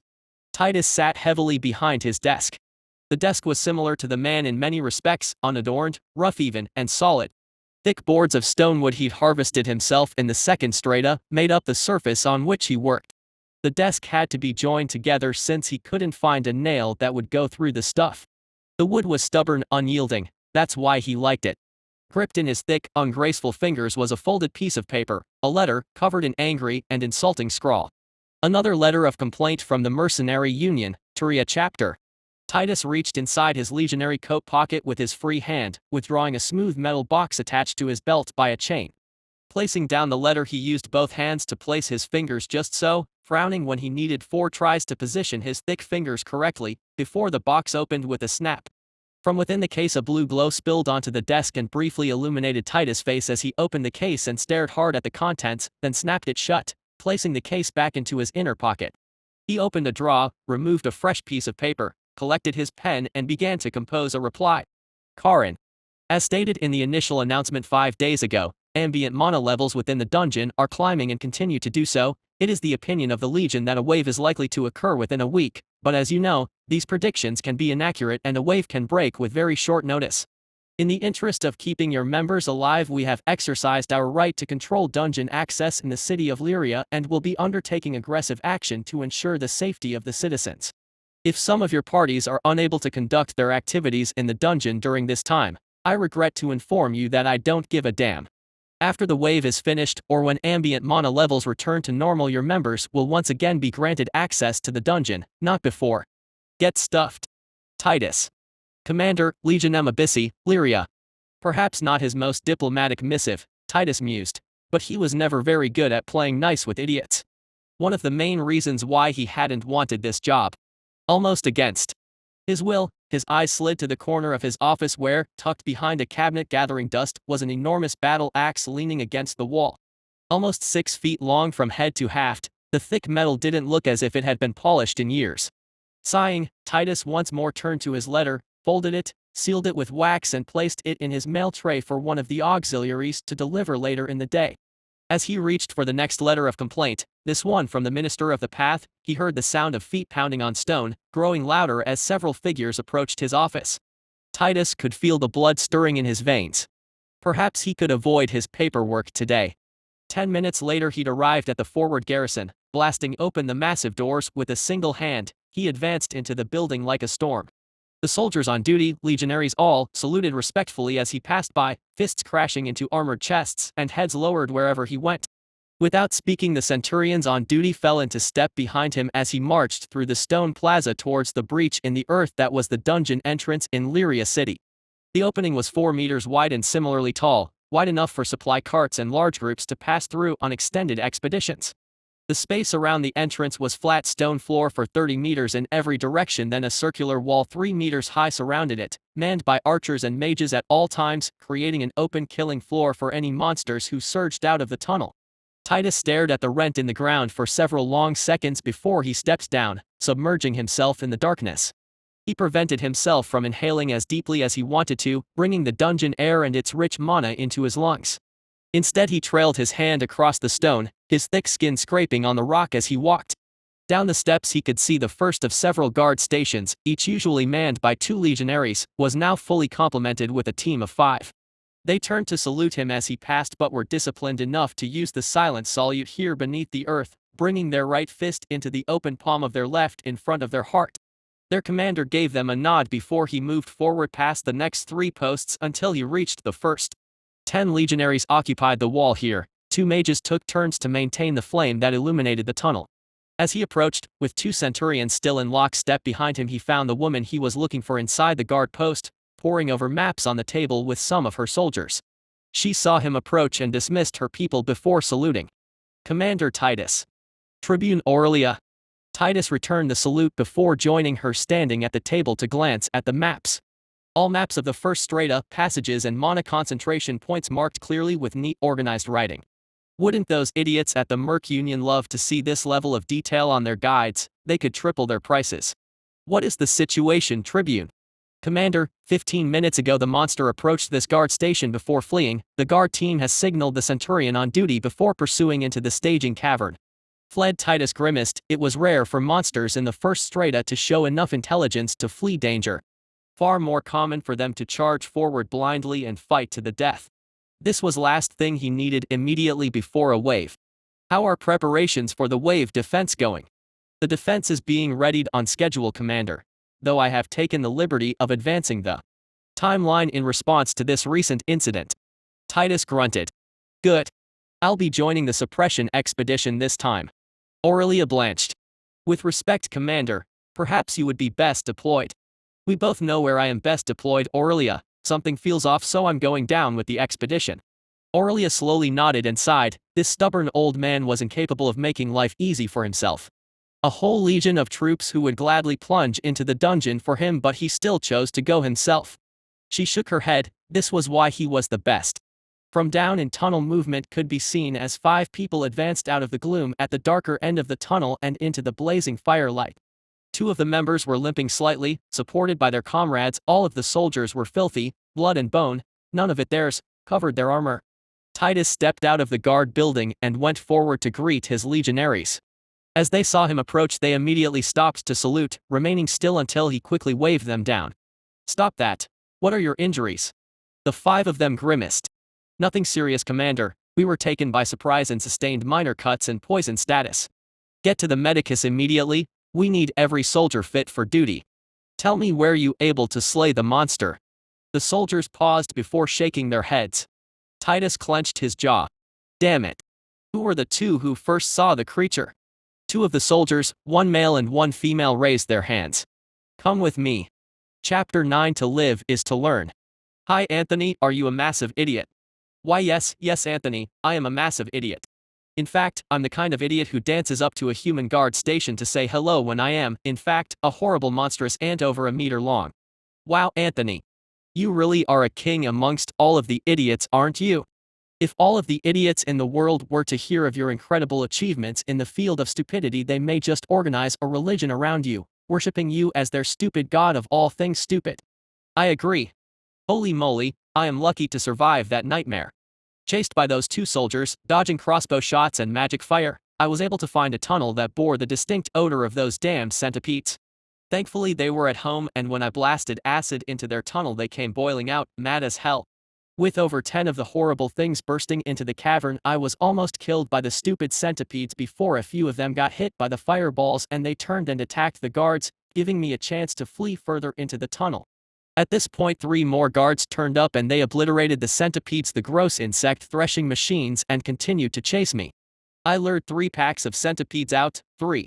Before they managed to occupy those soldiers long enough for me to slip into the shadows and hide. I'll see those terrifying attack skills in my nightmares surely, flashing blades of light traveling from swords to chop monsters 5 meters away, blazing flames like a flamethrower shooting out of a soldier's hand to roast the centipedes. So scary. What can I do? Bite. No, flashing mandibles fly out of my face to bite enemies 5 meters away. What the hell, Gandalf? Well, experience is the greatest teacher, so they say. I've confirmed many things thanks to this misadventure: the existence of magic, the existence of human society, and exactly how weak I am compared to those professional soldiers. I've also confirmed how I take damage. After being blasted by stone shards and being scorched by the fireballs, my HP was reduced to 15, half. Thankfully, my legs are still fully functional, but I can feel cracks in my carapace where the stone shards penetrated into my armor. I'll have to see how I can regenerate my HP. Perhaps it will have to recover over time, or will I have to heal my wounds manually somehow? This is a serious problem at this point. At least now I have a chance to secure additional benefits from this disaster. So many centipedes have been killed and their bodies were left out in open, totally ignored by the guards as they retreated. This is a golden opportunity that cannot wait. Those filthy corpses represent nothing less than a golden treasure, a heaped mountain of wealth. Biomass. I have to secure that biomass. I have to move fast too, since every creature in this place will be crawling over those corpses soon. Sure enough, I can already see some creatures making their way towards the piles of bodies. In order to minimize the chances of having to fight, I rush immediately to the bodies closest to the dungeon entrance. I'm on high alert in case those soldiers are coming back, but thankfully they aren't. Time to hustle. I snatch up a large chunk of centipede, and dash towards a nearby crevice in the wall. I drop my food and immediately begin to excavate a small hole in the wall, stuffing my food into it and then rushing back to grab more. After 3 trips, I can see that more and more creatures have emerged to fight for the resources and bloody combat has been engaged. Even centipedes have emerged from some side tunnels to try and eat the bodies of their fallen brethren. Yuck. It won't be long until the chaos makes its way up to where I am, so I quickly make another 2 trips before I remove the largest chunk and then bury the rest of the hole in the wall, hopefully hidden from sight. Then I stealthily return to my nest with my prize. I'm not sure where all these monsters are coming from, but they seem to be endless. More and more piled into the cavern, attracted by the noise and smell. Hopefully the racket dies down soon so I can go and retrieve the rest of my booty. For now though, I shall eat. All that running around has completely drained me, and hopefully I can restore my energy and health with a meal. Chomp. Horrible. You have consumed a new source of biomass, Ungibbous scolopendra. You are awarded 1 biomass. Basic profile of the Ungibbous scolopendra unlocked. Ah yes, Gandalf with the hunting diversity bonus. As I continue eating, I open the basic profile and take a look. Ungibbous scolopendra, claw centipede, has strong claws and a venomous spike in its tail. Yep, the basic profile continues to show its uselessness. Claw centipede A. Makes sense really. They are centipedes with claws after all. Come to think of it, doesn't that really lack imagination? Silent A, Gandalf. Not that I can blame you really, names are hard. You have gained 1 biomass. Phew. I've finally finished my meal. I quickly open my status and take a look. Name, Anthony. Level, 2. Might, 15. Toughness, 12. Cunning, 25. Will, 18. HP, 17. MP, 0. Skills: Digging level 3, Acid Shot level 2, Grip level 3, Bite level 3, Stealth level 3, Tunnel Sense level 1. Mutations: Eyes +2. Species: Hatchling Antworker. Skill points: 0. Biomass: 2. My health has started to recover. 2 whole points. This is fantastic news. As I continue to eat, my wounds will surely close over, returning me to the perfect picture of ant health. I'll have to spend my biomass as well. More mutations await. That really sounds weird, as a human, should I welcome mutating this much? I think I know what I want to improve though. Mutate acid +1 and antennae +1. Do you wish to improve acid and antennae? This will cost 2 biomass. Yes, I do. But please no itching. Irk. Gah. Damn. Fzazathrap. Stupid itch. Using my forelegs, I continuously scrape my antennae clean, but it doesn't help at all. This is an action I've noticed myself doing more and more lately. I know that ants try hard to keep their antennae scrupulously clean and even have special hairs in the elbow joint of their forelegs to help remove dust and particles from their antennae, keeping them in tip-top shape. The cleaning does nothing to help protect from the maddening sensation that erupts every time I mutate, however. I also can't do anything about the searing itch in what I can only imagine is my acid gland, deep inside my body. I hate this. Finally. Phew. Now I have continued on my path of enhancing my senses by improving my antennae, which will increase my sense of smell and capacity to detect air vibrations. I have also taken my first step to increasing my combat ability by increasing the potency of my acid, which is my only reliable attack right now. Now I have to emerge, pass through the chaos and return with the rest of my treasure.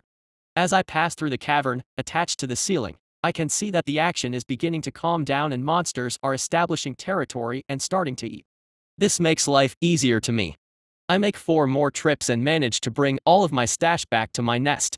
I consider this an amazing success. Considering all the biomass that was available, I didn't get much, but I was able to secure this much with almost no risk, so I'm very satisfied. Time to eat. After I finish eating, I have gained another 2 biomass and 5 HP, but I choose to save these 2 points in the hopes I can gain 1 more and improve my vision once again. Maybe with the action dying down outside there will some crumbs left for a humble ant such as myself to collect. I'll have to wait. Chapter 10: The Study of the Bees. Albertin. Albertin.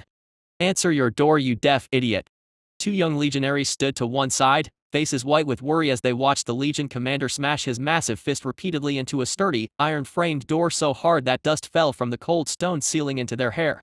These 2 soldiers were the first to see the monster and also had by far the best look at it, so Titus had taken them immediately to the Medicus for treatment and from there to the Legion Keep of Lyria. Right now they were several floors below ground level and the air was thick with dust and moisture. To tell the truth, Titus hadn't been knocking for long, but it hadn't taken much for the huge man to run out of patience. Open this door, Albertin, or I'll burn your stupid books to warm my backside. Titus roared. The door was yanked open immediately to reveal a disheveled man in a brown robe sporting a hedge-like beard that appeared to stab forward from his face like a wall of spears. You wouldn't dare, Titus, you illiterate ape. There's 1,000 years of Legion history in here. The beard shouted back at the commander. Titus merely grunted. Good, you're awake, he said as he pushed the much skinnier Albertin out of his way and advanced into the chamber. I'm always awake, protested the scholar as he absent-mindedly scratched at his robes. What time is it? Titus simply shook his head and gestured for the 2 young soldiers to enter the room after him, which they did with some trepidation. The room was a mess, every surface dusty and heaped with piles of parchment, book and scrolls of all descriptions. Several tables and a corner desk occupied the center of the room, whilst around the walls were huge bookcases that stretched from the floor to the ceiling. Every shelf of every bookcase was heaped, stacked full of enormous leather-bound volumes, each labeled with intricate script on the spine. Casting a quick glance around the room, Titus stuck his head back into the corridor just long enough to bellow cleaning. And as Albertin began to protest that there was really no need for cleaning and they always disturbed his concentration anyway, he simply ignored him and started speaking. Legionary Trainee Mirren, Legionary Trainee Donnellan, this is the Legion M Abyssi Loremaster of the Lyria Legion, Albertin. We are here, Albertin, for you to consult the records and identify a beastie the 2 trainees saw in the dungeon today. Albertin peered at the 2 trainees doubtfully. Haven't expeditions been banned for a few days now? What could they possibly see on guard duty at the dungeon entrance that they couldn't identify? Have we stopped teaching legionaries what a thorn lizard looks like? If we have, that would be your responsibility as lore master. Alberton Titus sighed. Alberton, we need you to identify an ant for us. The lore master froze. You mean Formicity? Yes. Alberton's eyes drifted aimlessly around the room as he absorbed this information. After a moment he seemed to focus again and brought his attention back to the people present. Without a word he turned and moved to a wooden ladder propped against the wall in a corner of the room. With some difficulty he moved it to one of the shelves, propped it open, and somewhat nervously climbed it. On the seventh shelf he reached for one of the volumes and withdrew it before climbing back down the ladder with some difficulty. Thump! The massive volume crashed into the table, spraying dust clouds into the air. The trainees could clearly see the word Formicity stitched in gold filigree on the cover of the volume. As Alberton retrieved the book, Mirren turned to her commander hesitantly. Commander, I know we don't usually see any ant monsters under Lyria, but why is it so serious that we've seen one here? Donnellan also turned to listen to the answer. Titus cleared his throat. A single ant is weak, pathetically weak, but you will almost never face a single ant. They will swarm in the hundreds, thousands, even hundreds of thousands. They are far more cooperative than almost any other monster type. They are fearless, feel no pain, and are ravenous. An ant colony can sweep clean vast sections of dungeon, growing in strength, and if they are spawned in the second strata or higher they can climb up to the surface in search of more food. An ant colony expanding onto the surface is a massive disaster. It has only happened twice and whole kingdoms were burned to the ground before they were destroyed. In those cases, wheezed the lore master, turning to the two young legionaries, the people were unable to react fast enough to the threat as the ants are excellent at creating their own tunnels. They didn't climb out of the dungeon entrance but burst into houses, basements, and through castle prisons. They could be digging through the dirt around us right now. Alberton chuckled dryly as the trainees eyed the walls with suspicion. Now describe this creature for me and we'll see if we can know our enemy. As the two young soldiers began to describe the creature they had seen, Alberton began flicking through pages on the vast volume in front of him, muttering to himself. The trainees could see each page was covered in neat script and detailed drawings of different monstrous ant species, the recorded wisdom of generations of Legion soldiers. Large eyes, you say? Very unusual. At least we can rule out the Dorylus species. Thank the Legion, Alberton mumbled. Donnellan turned to Titus with an eyebrow raised. Dorylus ants are almost completely blind, he explained, but a Dorylus queen can lay over 1 million eggs a month and their colonies can grow to 50 million individuals. Also, they are nomadic, swarming endlessly and devouring everything in their path. Think of millions of monsters crawling across the ceiling, bursting out of the walls and scrambling on top of each other to kill you. What does it matter that they can't see? Spraying acid to attract claw centipedes? Alberton frowned as he continued to flick pages. That is rare. Do you have anything, lore master? Titus asked. The coloring of the monster and the acid spraying are very distinctive features. We can be fairly sure this monster was some species of Formica, definitely a hatchling based on its size.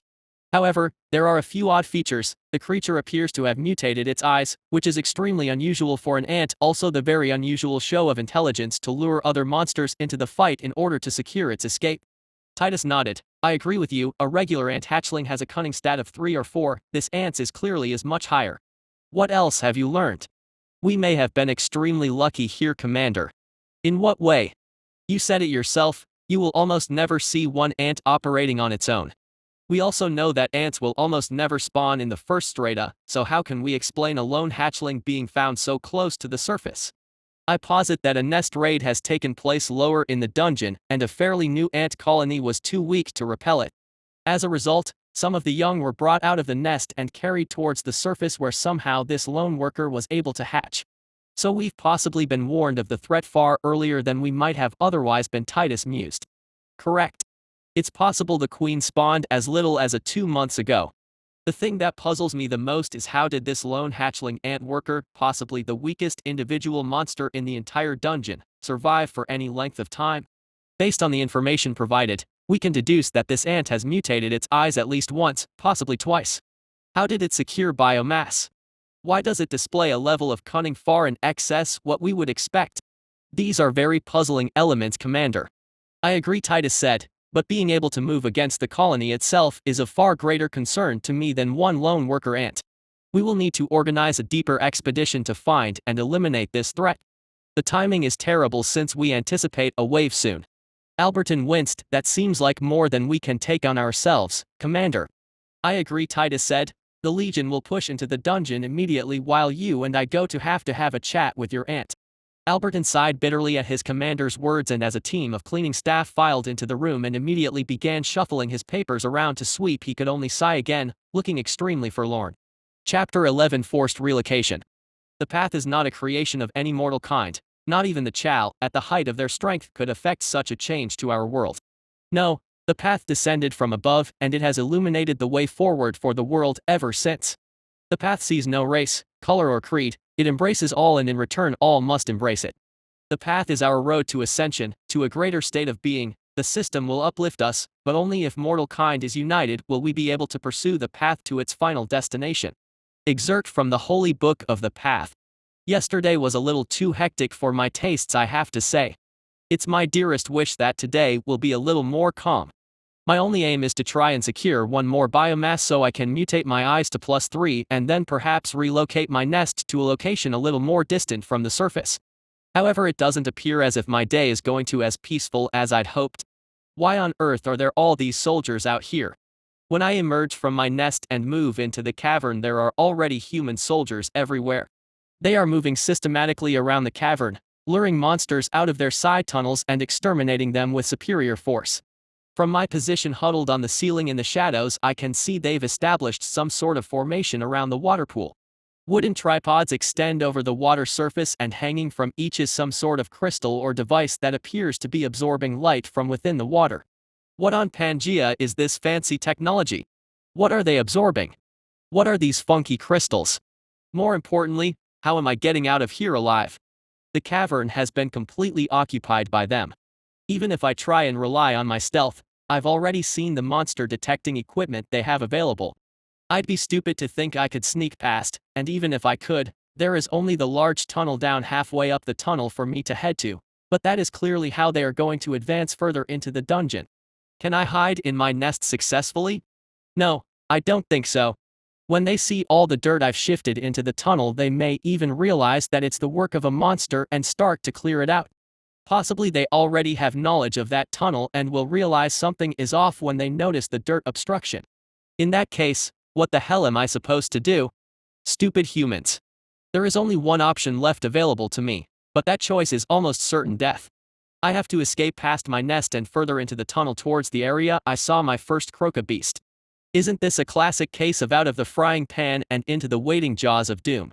As I cling to the shadows near the entrance to my tunnel, the disciplined soldiers are already beginning to sweep around to my side of the pool, waving torches to illuminate shadows and identify every stray nest and tunnel that may be hiding. I haven't got much time left before they make their way to my tunnel. Why do these soldiers need to work so hard? Take a break, guys. Relax. No.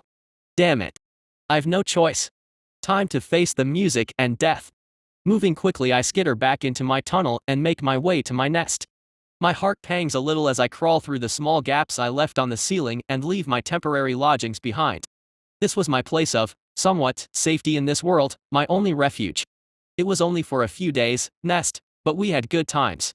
If I'd had a few of my fellow ant bros to stay with me, it would have been a real home. You know what? If I could find my birth nest, then that may be the safest place for me. I've already seen the kind of reception I get from surface society in this world. It wasn't great, so maybe it's time I try and get along with my own kind. Ant kind. After all, how far away from my nest could I possibly have been dragged before I was born? The nest may be closer than I think. Stay positive, Anthony. Charge forth and find the queen. That is to say, Mum. However, I will do so in a safe way, without being seen, I hope. I emerge out of my nest and into the unexplored side of this tunnel. I haven't been out here since the first day I awoke in this place and saw one of my brethren being chomped to death by a horrible, bipedal crocodile. Things have changed a little since then though. I'm level 2 now, have a few biomass points spent. I'm not as weak as I was.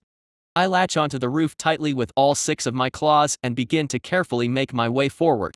My antennae are waving in all directions and my eyes are staring hard at every shadow as I advance. Is it just me, or does the tunnel seem brighter than it did last time? I swear the veins along the wall are glowing more brightly and are pulsing with slightly more frequency than they did before. What is that? Gingerly, I approached the corner around which I saw my first monster. I have serious trauma about this place, damn it. Please no monster, please no monster. I sneak a peek and thankfully there is nothing to see. Phew. Casting my eyes around, I can't see any signs of the ant who was eaten here or the beast that did the eating.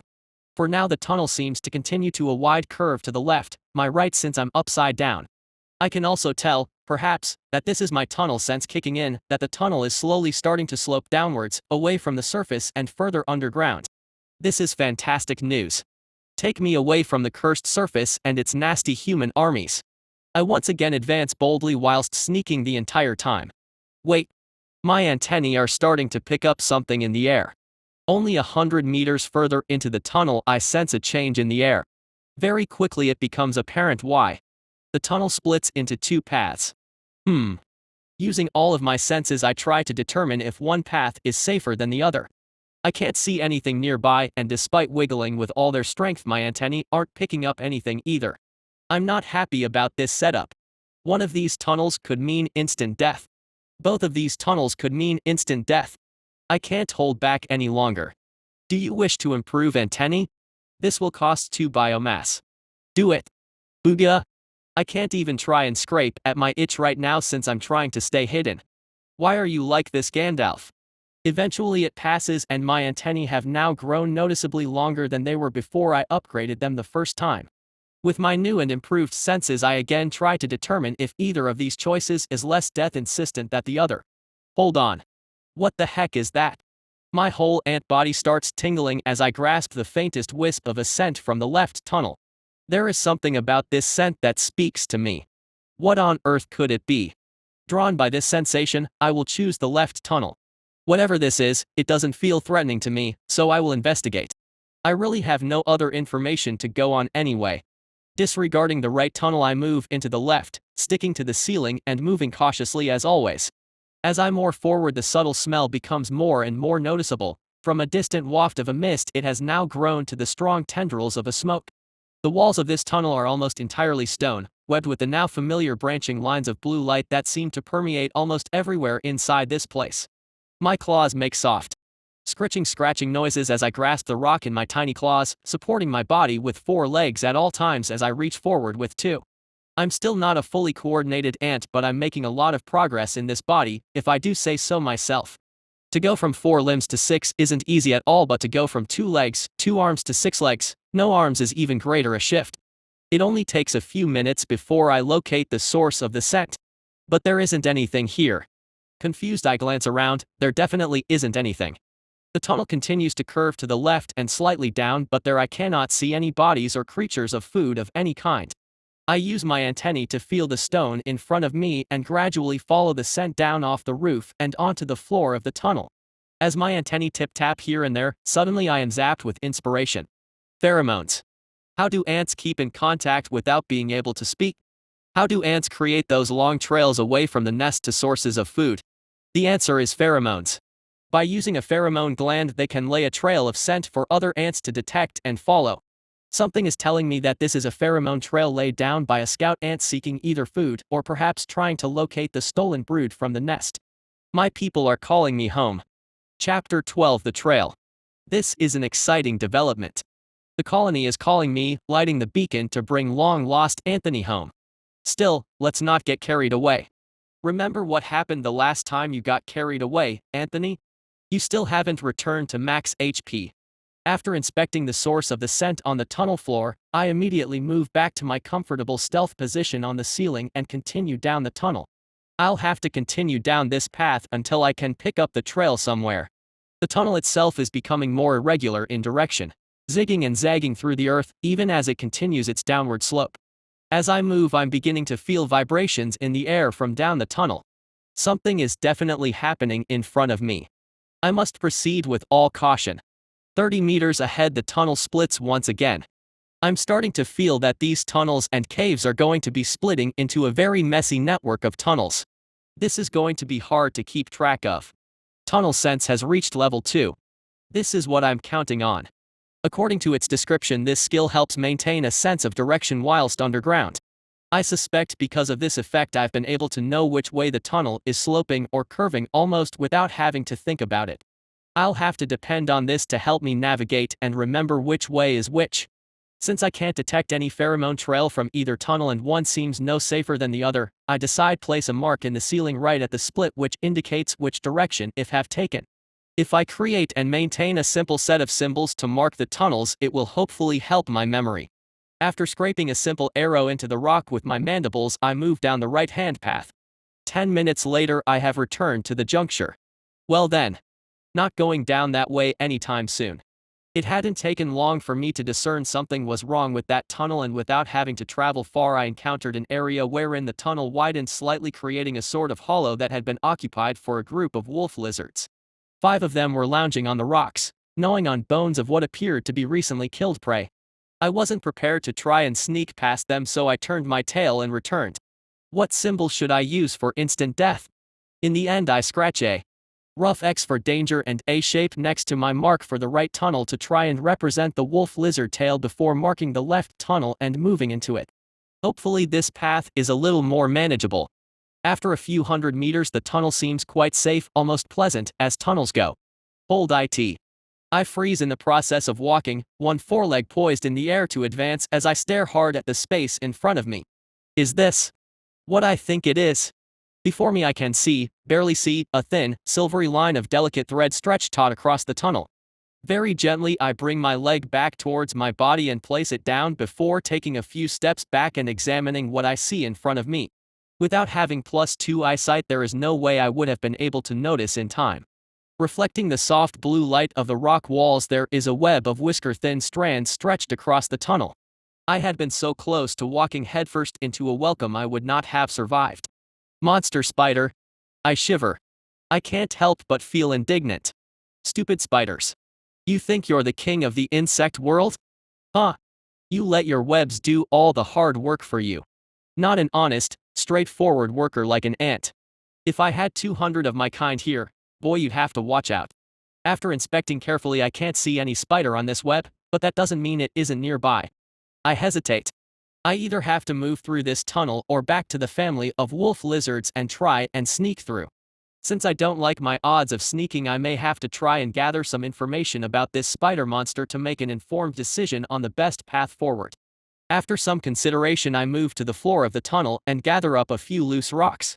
I practice using my mandibles to toss them a short distance. The hard impact sound of rock on rock echoes through the tunnel.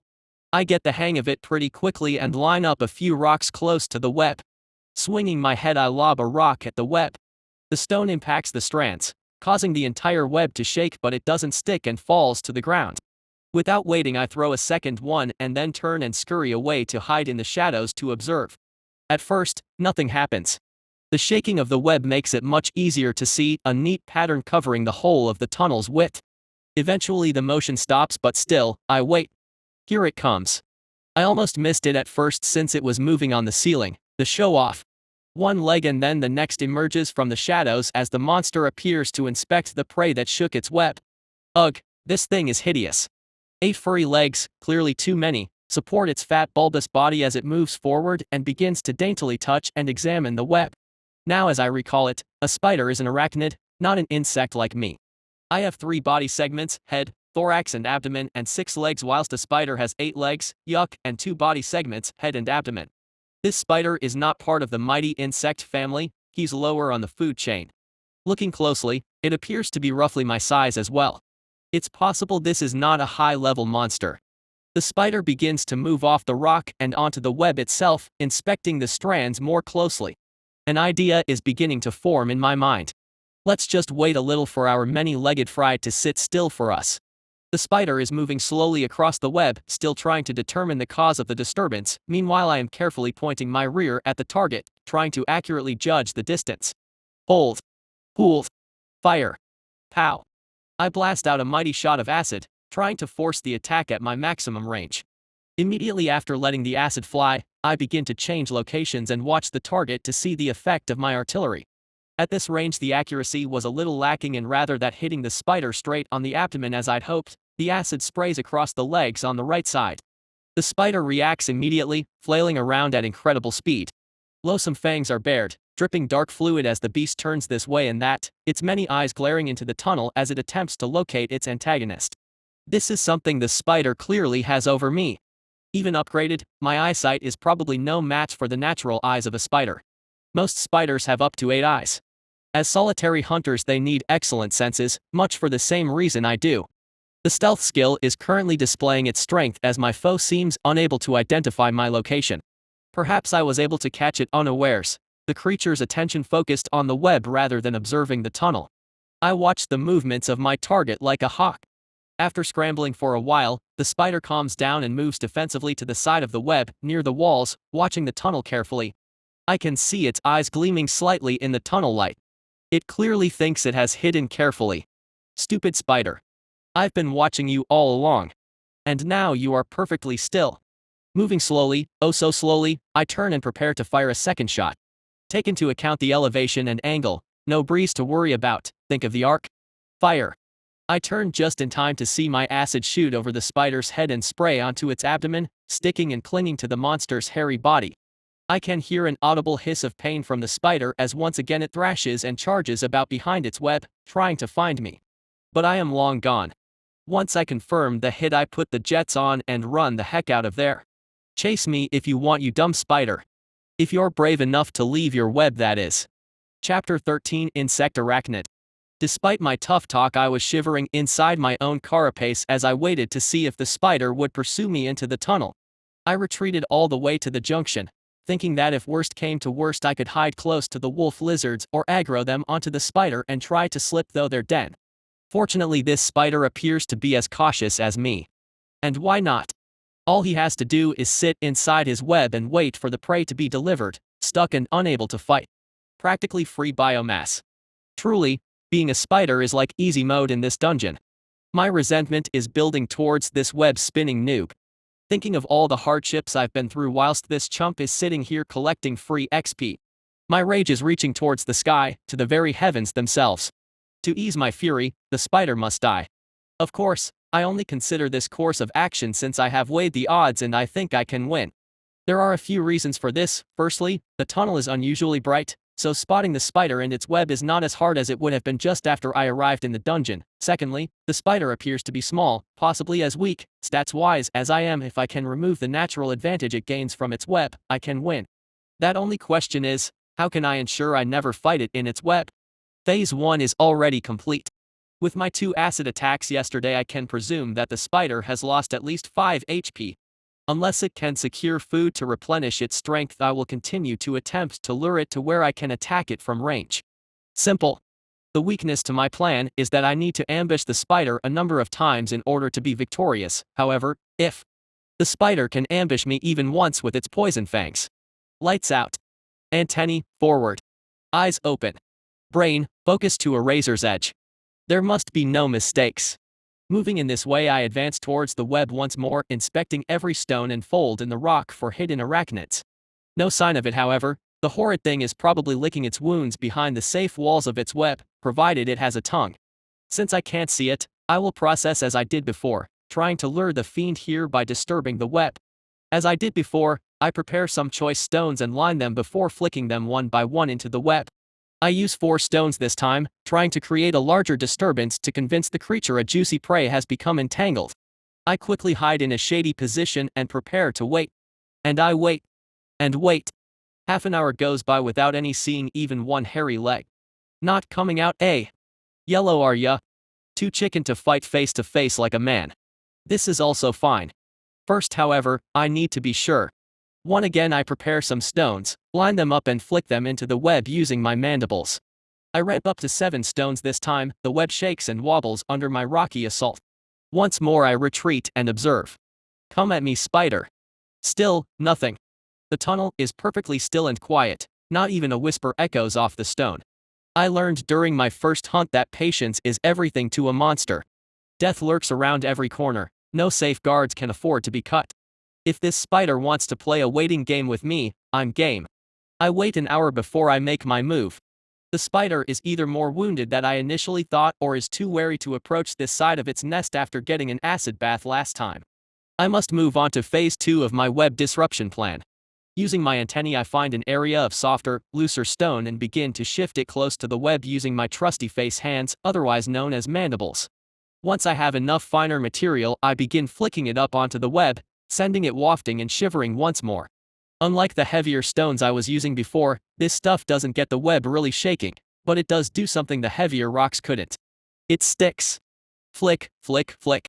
Again and again I send the fine stone into the web where some of it rebounds and falls, and some if it impacts the threads, remaining hanging in the air. I don't need to cover all of the web, just enough for me to be able to pass through without being stuck. Then I will be able to infiltrate the inner sanctum of my foe. When I'm halfway done, I take another opportunity to retreat and hide, just in case the spider has at last been drawn out by my constant interfering with its web. 30 minutes later and I'm back at work. Since the spider refuses to emerge, I try to cover as much of the web as I reasonably can from the ground with as thick a coating as I can. If I get a leg stuck to this damned web, I may not be able to free myself. Eventually I'm satisfied enough that I'm willing to try and squeeze through. Being as careful as I can, I pass my antennae across each strand I plan to walk past, checking for residual stickiness. Finding none, I pass through in the lair of the beast. This is the most dangerous phase of this conflict. Although I have secured a path of retreat, here in the creature's lair, there could be any number of hidden threats.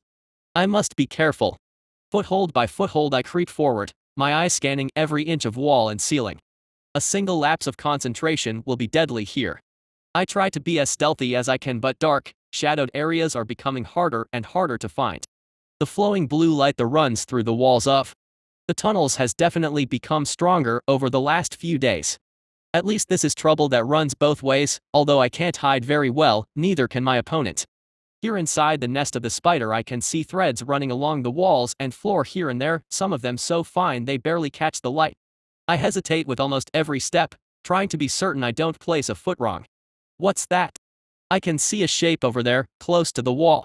I can't be sure though, is it a fold in the rock, or is it a leg? Take this, you bastard. Like lightning I blast off a shot of acid. Acid shot has reached level 3. Ha! Must have been a hit. Only one thing to do now. That's right, run for it. Be-wah-ha-ha-ha-ha. You won't catch me, spider. I'm like the wind across the fjords, like the gazelle leaping across the plains, like the falcon soaring in the clear skies. Bah, a threat. I'm stuck. It's got me, it's coming to get me. Will I die here? Before even meeting my colony. I have so many regrets. I'm too young to die. Come to think of it. I'm not even 1 month old. You have defeated level 1 Pangera. You have gained XP. Please don't kill me, spider. I have so much to live for. I still don't know if I can evolve like a pocket monster. How cool would that be? You don't want me to die before I find out, do you? And what? Turning around I can see that one of my legs has brushed a spider thread on the ground. By pulling hard I'm able to break free. Once liberated I return to where the spider was sighted, only to see the small creature, severely burned by acid, lying on its back presenting its curled legs to the ceiling. I'm sorry, spider. I misjudged you. Chapter 14, The Express Lane. You have consumed a new source of biomass, Pangera. You are awarded 1 biomass. Basic profile of the Pangera unlocked. You have gained 1 biomass. Pangera, child spider. A newly born spider monster, relies on its web to secure prey. I feel great shame. Clearly the rage I directed at this spider, the contempt I felt for it growing fat on biomass behind its cozy web, was very misplaced. This is a level 1 baby spider monster. It's possible it never managed to consume any biomass at all. How pitiful. Your existence is so pitiful. We won't talk about your end. I'm sorry, young spider. After my first 2 blasts of acid, the spider was already heavily wounded, without any way to recover the damage caused by my acid. Its pitifully small health pool had shrunk to almost nothing. When I entered the nest to continue the battle, it was already on the edge of death. My last shot was enough to defeat it. Being only level 1, I'm sure the experience I've gained isn't much, but by consuming it, the taste was as you could imagine. I have gained 2 more biomass. Once again, eyes +3 is within my reach. With my vision finally in a non-life-threateningly sucky state, I'll be able to concentrate on other aspects of my body. Maybe then I'll be able to actually fight something. Wishful thinking. I suck. I have to find out how I can grow into at least an adult ant. Perhaps I need to achieve more levels. Before that can happen, I need to locate a place I can hunt. Having consumed the unfortunate arachnid, I have at least secured a path forward, so I've little choice but to continue on my journey. I use broken rocks and dust in order to break through the web on the other side of the nest and squeeze myself between the threads once more. Enter stealth mode. Scrabbling back to the ceiling, I move cautiously down the tunnel once more. It isn't long before I find something new. A shaft plunging straight down into the dark. Directly in the middle of the tunnel, the floor drops away instantly, and before me is a hole, 4 meters in diameter, that I cannot see the bottom of, despite the winding light threads that twist through the rock walls. How far down does this thing go? The tunnel I'm in keeps continuing forward, so once again I am left with a choice. If I assume that deeper means more dangerous, then I should leave my exploration of this shaft for later. I still take time to sniff the edge of the hole carefully with my antennae, seeking any sign of the trail. Nothing. I'm a little disappointed, but at the same time a little relieved. I'd rather not have to pursue the trail deeper into these tunnels if I could avoid it, but since going higher in the tunnels isn't safe either, due to the threat of painful death by human, going deeper may be the smarter option. Gah. My head hurts. I will have to explore all options in the end, probably. No need to keep thinking about it. Onward. Passing over the shaft opening, I proceed further down the tunnel, warily scanning as I do so. After 20 minutes, I encounter another development. It turns out my small tunnel connects to a much larger one, similar to the cavern I was in before. This large passage is at least 30 meters wide and 20 meters high. Sitting at the opening to my small tunnel, I can already see other small tunnel openings breaking off from this main passage. I know what this means. More monsters. I can already see a few prowling between rock formations, and I can hear even more. I wonder if this passage links back to the first cavern I was in? Have I just done a wide loop and reconnected to the very passage I was trying to get away from? I have to be careful. First things first, I retreat back into the smaller tunnel and start searching for a section of soft dirt I can use to dig. I have to move back about 100 meters, but I find a section of wall I can work with. Next, I begin to construct a nest once more, opening a hole in the tunnel wall and removing the chunks of dirt and rock to block off the tunnel. I just don't feel safe unless I can put even a very flimsy layer of protection around myself. It takes a few hours, but I excavate a cozy, dark nest and manage to block off the tunnel towards the new cavern, leaving my small opening on the ceiling to allow my passage. Also, digging has reached level 4. Even if it is a fairly useless skill, it feels good to grow and improve. When I think about it, I'm already a vastly improved little monster than I was when I started. My senses are sharper, my acid stronger, and my skills have improved.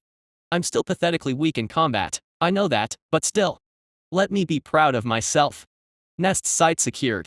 Time for a nap. To explore new terrain and possibly hunt, I need to be sharp, so I decide to get some rest in first. I flop my hard carapace down with my legs splayed out. I can't actually shut my eyes since I have no eyelids. It's a little weird, to say the least. Since I raised insects in the past, I know that ants don't actually sleep, but basically stay still and rest for a while. It's a state called torpor. As I stay still and unmoving, I gradually drift into a fuzzy state of half attention. All stimuli fades into a background noise and my mind slowly drifts away from my senses. Getting some shut-eye. Without actually shutting my eyes. Sometime later I shake myself awake and pull my legs under me, ready to stand and venture forth. My mind is refreshed. Peak performance has been reached, it's time to explore. There are 2 things I'm concerned about right now. Firstly, I want to try and secure one more biomass so I can improve my eyesight once more. Once that has been achieved, I won't try and amass 4 more points to achieve +4, but start to upgrade the rest of my body. With more powerful legs, carapace, mandibles, and acid gland, I'll feel a lot more comfortable exposing myself when hunting. Secondly, I need to secure more XP. With more levels, I may be able to increase my stats or progress into an adult ant, which may increase my chances of survival greatly. I also have a plan to try and secure more experience safely. Hopefully I'll be able to try it out in this cavern, as long as there is enough monsters. I think I will. I emerge into the large tunnel and quickly take shelter amongst the rock formations on the ceiling. My stealth has long reached level 3. Hopefully I can raise it further by shadowing some monsters in here. Looking back and forth, I can tell that to my left the cavern slopes gradually upwards as it curves into the distance. I can't help but worry that this tunnel is the path that extended from the cavern I was in before. Have I circled around just to put myself directly in front of the soldiers again? It seems as though this area of dungeon mostly consists of these larger main tunnels with small ones branching and twisting off in all directions, creating spaces for smaller monsters to exist and group together. So the large tunnels are the highways and the smaller ones are the back streets. Something like that. Sweeping my antennae, I move towards the downward sloping side. Tunnel sense has reached level 3. Huh. So trying to decide direction and map the tunnels in my mind is leveling my tunnel sense. Feels a little weird to think the system is able to monitor my thoughts. Well, skill levels is something that can only help for now. Hopefully somewhere in this direction I'll be able to find what I'm looking for. I've noticed 2 new types of monster in this area already. The first is like a large rat but with 3 tails, each one tipped with a spike of some sort. Absolutely don't want to mess with that guy. The second is a mollusk-looking creature, its long slimy body coated with organic-looking spines of bright colors, almost like coral growing directly from the creature's back. Something to consider about this thing is that it is at least twice my size and is clearly capable of moving on the walls since I've seen 2 of them sliding up vertically already. I hate slug-like things. Yuck. They don't appear to able to move very quickly, but I would be shocked if these brightly colored bros weren't poisonous in some way. I'll avoid their trails as well, just in case. Aha. I'm starting to hear the sweet sound I've been hoping for. Growls of beasts and the gnashing of claws are starting to happen further ahead. Onward, with the speed of Shadowfax. Chapter 15: How to Last High. This world contains a bizarrely game-like system. The information I'm in need of most is exactly how this system functions. For example, how does the system award XP when a monster dies? Is it divided evenly amongst everything that caused damage? Or is all of the experience awarded to the one who deals the final blow? I've never received a system announcement awarding experience during combat, only after the prey has expired. So I can assume that only when something dies is XP awarded for it. Let's test a few theories then. As I draw near, the sounds of combat are growing louder and louder. Sticking to the shadows, I peer around the rock crevices to identify the combatants. Locked in furious battle, I see 4 of the filthy claw centipedes and a croca beast. By the shining beard of Gandalf, I hate those stupid centipedes, they think they're so great. The 4 crawling monstrosities have surrounded the much larger, hulking, walking croc, advancing and retreating to distract their foe and create chances for the others. The croca beast is doing its best to watch all of its opponents, but they are simply too slippery, always moving, circling and feinting. The beast has already been wounded in several places. Green ichor can be seen leaking from wounds on the creature. It isn't going down without a fight though. 1 centipede already lies twitching at its feet, completely torn in half. Slash. Bite. The monsters whirl in deadly combat, swinging claws and chomping fangs. This is quite thrilling. I try to keep an eye on my surroundings, however. The last thing I want is one of those stupid slugs to slide up and eat me when I'm not looking.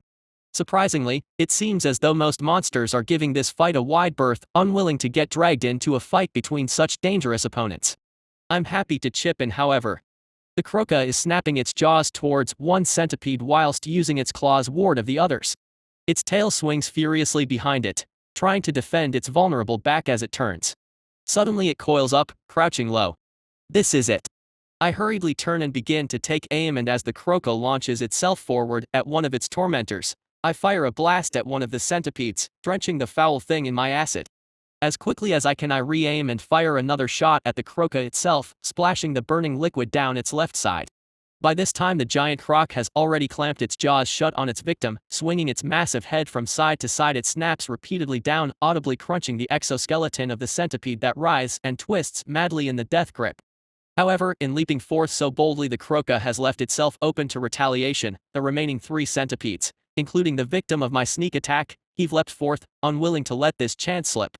By taking advantage of the certain death of their comrade, they plunge forward with wriggling glee, sinking fangs and claws into the croca beast, tearing away at their prey.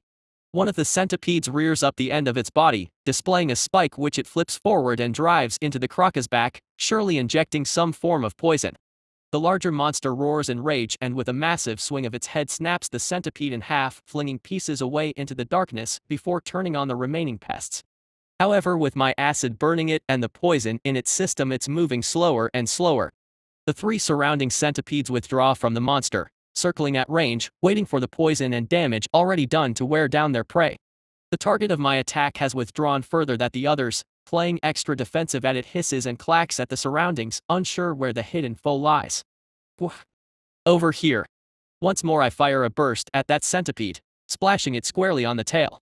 The creature shrieks and squirms about, clacking fiercely as it attempts to locate my hiding place with its beady eyes. No such luck, Pinchy. I normally wouldn't act so brazenly, but with their hunt almost successful and the threat of surrounding monsters joining in, I doubt the centipedes would be so foolish as to abandon their prey to try and hunt for me. So once again I nestle into the shadows and prepare to watch how things play out from the safety of the ceiling. The croca beast is heavily wounded now, air rasps between its massive jaws as it struggles for air. The eyes of the beast are still alive with fury, however, and the centipedes give due respect to their monstrous opponent and continue to wait it out, retreating slightly every time the beast steps forward. My victim is moving slower now, clearly wounded. It refuses to back too far away from the croca beast, but also remains close enough to claim its stake. The croca is close to finished now, unable to put up much of a fight. Every breath is a labor at this point. Its blurry eyes lock onto its final target, the wounded centipede I have attacked. Dash. With the last of its strength, the monster hurls itself forward, desperate to bring down even one more enemy as it goes. The wounded centipede darts to one side as the others once again close in on the beast from behind, but the acid has burned away for too long. The waiting game the centipedes played has weakened the croca significantly, but it has also worked in my favor, allowing my acid to slowly burn and accrue damage.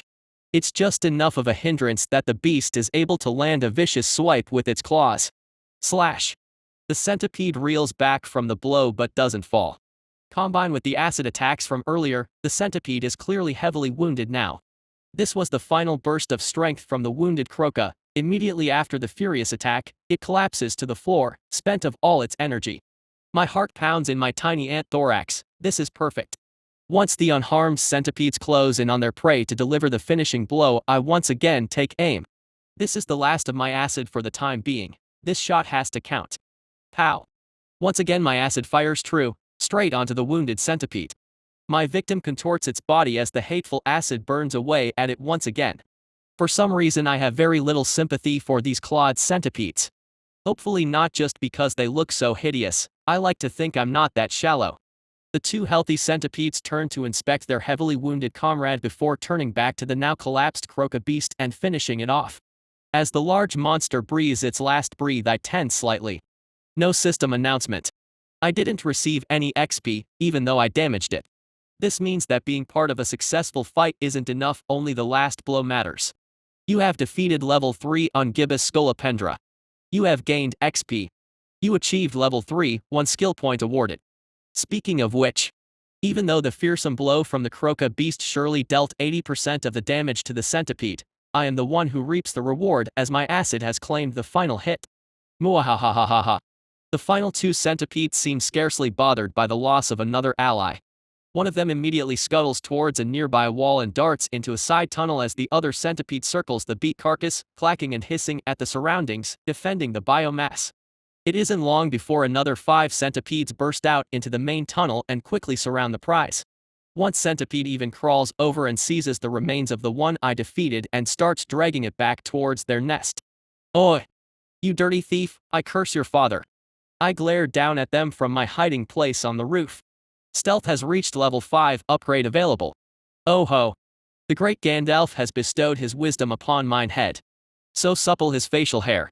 So aggressive his eyebrows. I'll have to investigate this upgrade a little later. For now I must monitor this situation. The centipedes move quickly to secure their hard-won biomass, dragging away the croca beast and also the body of the first centipede to perish in the battle. They really don't intend to waste anything, even to the point of consuming their own kind. This isn't really that odd if we consider normal insect behavior. Some species will consume their own dead rather than let those precious nutrients go to waste. This dungeon is a highly competitive environment after all, I can really blame them. Still, as expected of these gross monsters. They run a very slick operation though, I have to give them that. It doesn't take long for them to get their precious biomass back into their own side tunnel, safe from jealous eyes and the predations of their competition. However, if I had a proper mouth I would be grinning the sly grin of a scamming cat.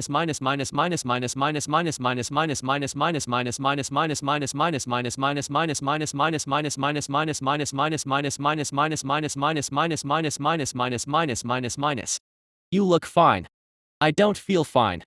Do you ever feel fine? Shove off. It's just a meeting. You can't be serious. A formal call to arms before the entire court is a meeting.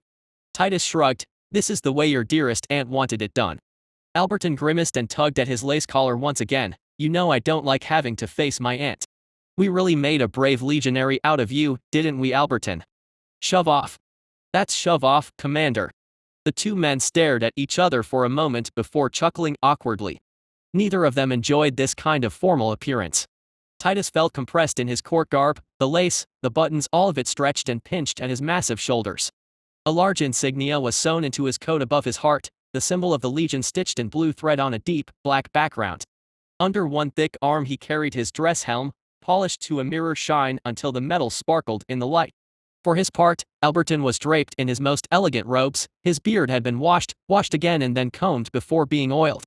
The Legion's court auxiliaries, charged with overseeing the organization's interactions with the nobility, had almost had to tie the lore master down as he howled and protested the grooming. If he was forced to it, Titus would have to admit that watching Alberton get presentable was the only enjoyable part of appearing at court. At present they were stewing in an antechamber outside the throne room, waiting to be announced. After some time an overdressed, wheezing courtier entered to fetch them. They were brought before the carved and gilded entrance doors, where, after a pause, they were announced. Commander Titus of the Deep Legion, Loremaster Alberton of the Deep Legion. Boomed the chamberlain. After calling their names the official struck the floor 3 times with his staff, a massive stone shaft with an elaborately carved lion head at the head. The sharp sounds echoed off the vaulted ceiling. As the 2 legionary officials stepped forward into the massive hall. To their left and right the courtiers, officials and local power brokers turned to eye their approach, stepping back to clear the center of the floor, allowing them to approach the dais on which the throne stood. Titus had to admit, the light streaming through the large, arched windows and playing across the elaborately carved pillars that supported the ceiling were impressive each time he saw them. Lyria had been prosperous for a long time and the throne room reflected that wealth and power very well. Atop the throne sat a matronly woman advanced in her years but with the sharp gleam of intelligence still bright in her eye. Queen Verita had ruled with grace and wisdom for more than 30 years, much beloved by her people. The Legion had benefited greatly from her trust in that time. As they approached the throne, Titus was irritated to see amongst the officials gathered near the dais some people he didn't particularly want to meet. As if detecting his souring mood, Karin, the mercenary union president in Lyria, winked cheekily at him as he approached. Titus could only sigh and glance back at Alberton, who appeared to be completely rigid, his eyes locked to the throne on which Verita sat. He would be completely useless as usual. When the 2 men had reached the edge of the dais they immediately saluted and remained still. You may be at ease, legionaries, Verita greeted them warmly. My thanks, Queen Verita, Titus replied formally. The queen turned her attention now to Alberton, who by this point was almost in panic as the eyes of the court focused on him. Nephew, it is so wonderful to see you again.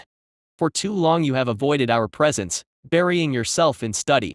I am very pleased you were able to attend this formal meeting. Titus inwardly sighed. As he suspected, the Queen had only called this formal meeting in order to drag Alberton out to visit. The idiotic loremaster was supposed to scrub himself up and come to court every now and again to keep his doting aunt happy. If he'd been skipping out on coming here, then forcing him to attend in full formal garb was possibly the Queen subtly punishing her shy nephew. My honor, your Aunt Alberton mumbled. Seeming satisfied by her wayward relative's discomfort, Verita indicated to the gathered dignitary adjacent to the dais. We have gathered representatives here of many of our great city's prominent groups to discuss the activity within the dungeon and the course of action to take from this point forth, Veritas said. To begin, Commander Titus of the Legion. At the Queen's announcement, all chatter in the room ceased and Titus cleared his throat to speak. Mana levels within the dungeon are climbing quickly. According to our projections, we can expect a wave to break in the first strata in as little as 3 days, perhaps 4. In addition to this, legionaries on guard witnessed a monster ant close to the surface. Due to the special nature of this creature, the Legion intends to advance deeper into the dungeon and exterminate the colony.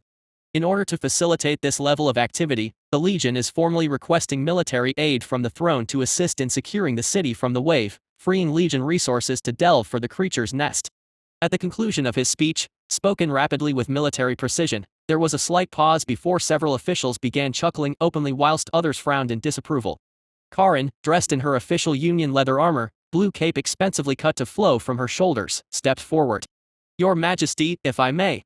She bowed towards the throne. You may speak, Karin Verita. Nodded. The mercenary leader stood and straightened her cape and turned to address the throne room. For over 100 years the city of Lyria has prospered under the enlightened rule of Queen Verita and her forebears. The citizens of this city enjoy a peace and prosperity that has seldom been seen even in the millennia following the Great Cataclysm. Titus' eyes narrowed as Karin continued to speak. He could easily see where this was going to go. In all that time, she continued, the responsibility of managing and policing activity within the dungeon has been placed into the hands of the Deep Legion. Despite their continual, overbearing and disruptive activities, dungeon delving has been an economic cornerstone of Lyria, and through the bravery of the Mercenary Union's membership has this resource been exploited. Karin turned now and gestured towards Titus, yet now we see the Legion come begging to our Great Queen for assistance in defending the city, proving their inability to meet their obligations, whilst jumping at shadows and ants. The Queen raised an eyebrow. Your point being, Karin? The Mercenary Union president turned and bowed once more to the Queen, her silky brown hair falling around her ears. The Mercenary Union once again petitions the throne to allow the Mercenary Union direct authority over dungeon access, allowing us to properly administer this resource and police our own members. We are supported in our petition by the Associated Merchants Guild. She gestured to one side. One of the few non-humans in the room stepped forward. The merchant was a Brathian, his silver skin containing an aquatic, translucent quality that revealed their people's origins. Our projections estimate that a restraining of regulations around dungeon exploitation would double profits within 2 years, Your Majesty, the tall humanoid said. Brathian voices had an almost singing quality to them, resonating in the air slightly after they had finished speaking. The Queen nodded thoughtfully, then spoke. You are denied once again, Karin. If you would dismiss the threat represented by an ant, then I highly recommend you brush up on your history. The land our beloved city is founded on once belonged to another kingdom. This Queen will not repeat the mistakes of those rulers and underestimate the dungeon. It is not a resource, nor a mine, for all the wealth and resources it brings us. It is a threat, and should always be treated as such. The Queen then gestured towards Titus. If you read that history, you will find it was the Deep Legion who liberated this land. For this reason the rulers of Lyria have placed their trust in them. Karin gracefully bowed towards the throne. Your loyal subject is more concerned with the future prosperity of the citizens than history. The dungeon is to be respected certainly, but not feared. The Queen acknowledged her words with a wave of her hand and then stood. The attention of the room was immediately upon her. The Crown will place the Royal Guard at the disposal of the Legion for the duration of the wave. Let it be known once again that Lyria places its trust in the Legion to oversee the dungeon. Commander, how confident are you that you can exterminate this nest of monsters? Titus saluted, hand over his heart. We are the Legion Emabissi, the Deep Legion, Your Majesty, Titus said, turning to face Karin. For over 3,000 years, in all of the lands of Pangera, one fact has always been true. Under the ground, nobody can match our strength. Chapter 17 The Deep Roads. That centipede was not a pretty sight. Ripped right in half, with its internal organs spilling out. Irk. However, I couldn't pass up the precious opportunity that the hideous remains of the creature represented. Sweet, sweet biomass. Using all of my guile, I retrieved the corpse, one half at a time, and returned to the security of my nest for the feast. Holy moly, this is awful eating. This is almost so disgusting I would rather starve. Almost. This is a very key word, almost. Would you like to starve to death, Anthony, or eat this pile of smashed centipede? I would rather eat, but only just. You have gained 1 biomass. Huh. It seems each creature usually contains 1 biomass. Something interesting that I pay more attention to this time is the leftovers. I can't eat every part of these monsters, the fangs, the carapace, teeth, and anything else that is too hard for me to ingest, so what happens to these pieces? After I wait more than an hour, a faint blue glow begins to surround these pieces, and before my very eyes they sink into the ground. What the? Creepy. These leftover materials are being absorbed straight back into the soil? Does that mean this cavern network is absorbing monster pieces from all over? What for? The more I learn, the more questions I have. Well, now for the important business. I currently have 3 biomass and 1 skill point to spend. Firstly, the biomass. Do you wish to improve eyes? This will cost 3 biomass. Ugh. Here we go. Yai eyes.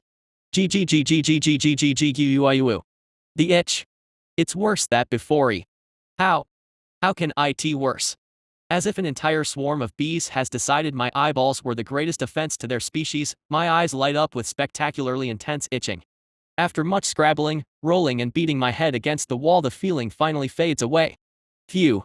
Now to the next task, assigning my skill point. Would you like to spend your skill point? Yes, indeed. The usual menu appears and another mystery is quickly solved. Now that my stealth has reached level 5, I was informed that an upgrade had become available, and now, looking my list of skills to purchase, along with dash and the skills I'd seen before, is a new option. Stealth minus advanced stealth. Cost 1 SP, the upgraded stealth skill further improves the skill holder's passive ability to avoid notice whilst also greatly increasing this ability when remaining still. Oh ho. So when my skills reach level 5, I can upgrade them to an improved version at the cost of another skill point. Interesting. Of course I will have to select this skill. Not being seen is the same thing as being alive. The new passive seems very handy as well. So now my status is like this. Name, Anthony. Level, 3. Might, 15. Toughness, 12. Cunning, 25. Will, 18. HP, 30. MP, 0.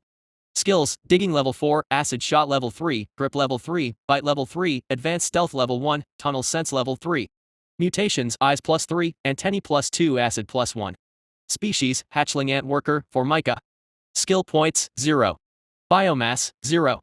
Finally level 3. I've come so far, I could almost cry. This is my pride, my determination. I will conquer these caves. They will bow to my incredible strength. At some point in the future. For now I need to lay low and continue to scout. In a one-on-one fight with almost anything I'm going to flat out lose. However, now that I have advanced stealth, I feel more confident exploring the shaft, heading deeper into this place. I wasn't able to detect a pheromone trail in the cavern, and although I haven't been able to scout it properly, I can't deny that I'm very curious to see what lies down below. If I didn't have my new upgrades to my eyes and stealth, I probably wouldn't chance this. Time to witness what lies in the depths. Giving my antennae a quick clean, got to keep them shiny, I make my way out of the nest and back toward the shaft. Okay, this is a little tricky. Moving directly downward still makes me a little nervous. It isn't something that humans can have a chance to do after all. Walking directly down a wall is one thing, but walking down a black hole where I can't see the bottom is another entirely. Steady now, steady. Moving slowly, I start to make my way down the shaft. Now that I think of it, it's actually quite bright here in this tunnel. The pulsing veins of soft blue light run the length of the walls here, illuminating the rock in their glow. Although not as bright as regular daylight or a light from my own world, it is a well-lit environment compared to what I've experienced so far in this place. As I continue to descend, the walls pulse every minute or so, the light waxing and waning in intensity, giving the shaft a very organic feel.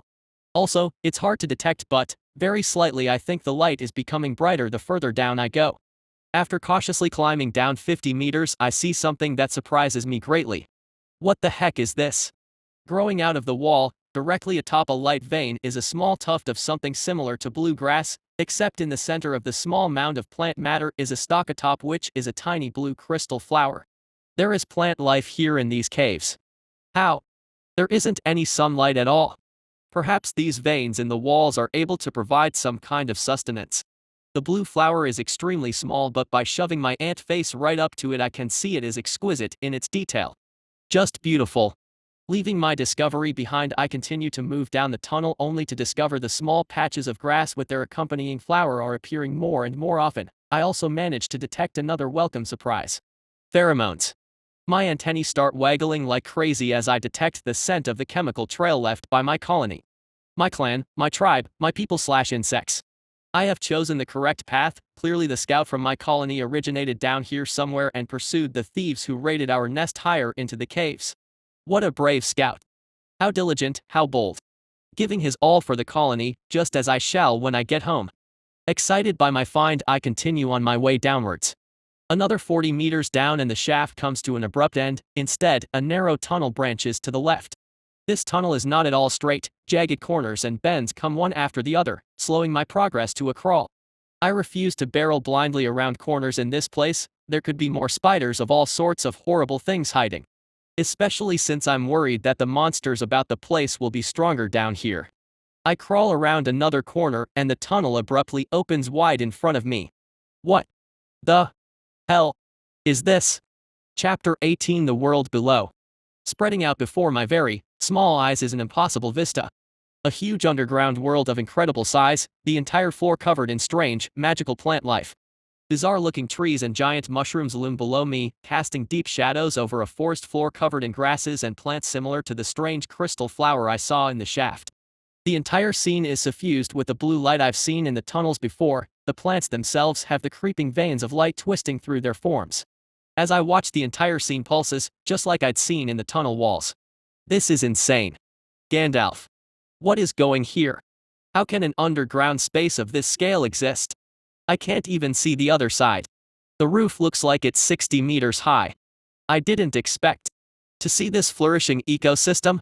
This place must be absolutely crawling with monsters. The thought grips my little ant heart. Somewhere in this massive cavern my colony exists, or perhaps they are even further away than this and the scout passed through this area on its way higher up.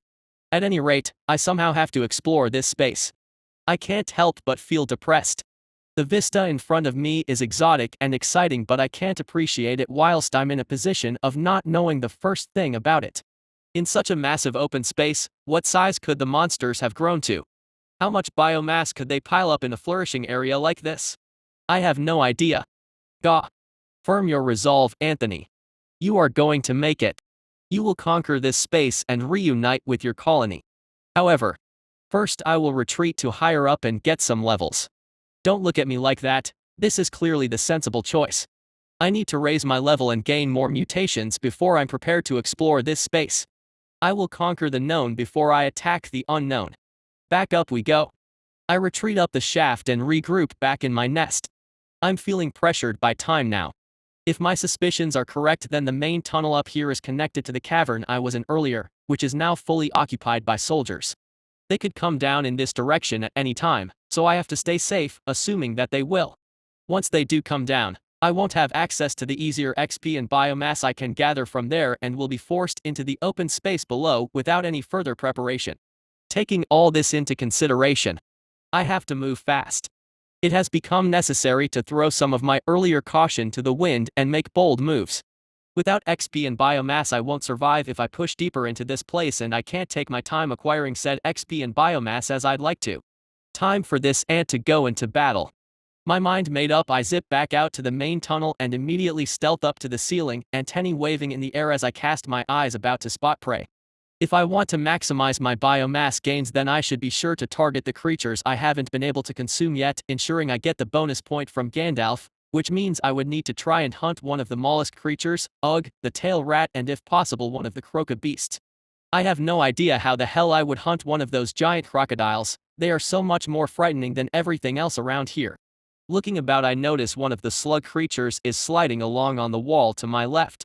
I don't have 2 days to sit around starving myself as I obsessively study the creature. I'm going to have to move quickly. Entering shark mode, I sneak up behind the hideous snail creature, making sure to avoid standing in its slime trail. I keep a constant eye on my surroundings as I do, not wanting to get caught out by anything as I'm hunting. Up close, the creature is even less appealing, probably twice my body length. They are very sizable, a long slimy body topped with brightly colored spines that seem to grow organically from the creature's back. I absolutely won't touch those. 2 stalks poke out from the front of the monster's head, either eyes or antennae on the end. I'm not sure, they could be a vulnerable point to attack later. As I draw closer to the creature, I'm able to notice something else. The body constantly releases a thick covering of mucus, presumably to help grease the path of the creature to increase its speed, but I suspect also for another reason. Backing away from the slug slightly, I nip behind a rock and then quickly give it a surprise blast of acid. And nothing happens. The monster continues to slide along the wall, seemingly totally oblivious to my sneak attack. I thought as much. That thick layer of mucus is protecting the creature from my acid and will do exactly the same thing if I try to bite it with my jaws. I'd probably just get stuck. Damn slug. Of all the defensive measures you could employ, you had to use a slime barrier. Could you make this any more disgusting for me? If that's the way you want to play, fine then. I will show you the power of a human mind. Actually, this is a trick that even ants on Earth are able to do. As the slug continues to slide its way along the wall, I quickly scout around for some dirt. Grabbing a mandible full, I sneak up behind the slug and place the chunk of soil on its side before immediately backing off, looking for a reaction. Nothing. It isn't clear the slug can even feel what I'm doing. Moving quickly, I repeat the process 4 more times, piling up dirt on and around the same place towards the rear of the slug on its side. The dirt quickly grows claggy and thick, covered in the oozing slime, soaking in it. Once the soil has become a sticky ball of yuck, I grab chunks of it with my mandibles and peel it away from the body of the slug, then replace it with fresh dirt. Repeating the process for 10 minutes, I manage to soak away the defensive slime layer covering this one area while the slug continues to show no reaction. Let's see what happens this time. I retreat from the slug once more and find a sheltered spot before turning to present the B zone and firing acid once again. As soon as the acid impacts the slug's delicate spongy flesh, the creature shudders with surprise. Felt it that time, did you, slug? How about another shot? Pow. Nailed it again. The slug is visibly in pain now as its body writhes from the burning. Actual steam is rising from the sticky flesh of the monster as the acid continues to eat away. Yike. Rearing back with its front half, the slug lifts its head from the wall with a sticky plop and turns its head towards the source of the damage. Detached from the wall, I can see the creature's foot, the undulant muscle that snails and slugs use to move, writhing and wriggling in the air. The long stalks, far longer than what you would expect to see on a slug, wave wildly in the air, seeking the foe. In that moment, my danger senses start tingling and a thought flashes through my mind at light speed. How does one of these slow slug monsters get food up here? There aren't any plants, so how do they hunt monsters? No sooner does the thought occur to me than I dart out of cover and scramble away from the slug as fast my little legs will carry me. Turning back, I can see the slug withdrawing in on itself, almost compressing its raised front half, before out of the slime a mouth opens wide, revealing a hideous maw of fangs. Bursting forward like a spring, the slug blasts out a massive spray of thick mucus, covering the rock wall behind me in a noxious goo that immediately starts bubbling and eating away at the stone. Whoa! Sticky acid. By the looks of it, that acid is much stronger than mine too. Without pausing again, I continue my retreat, moving up to the ceiling and getting lost amidst the rocks before I turn back to check on the slug.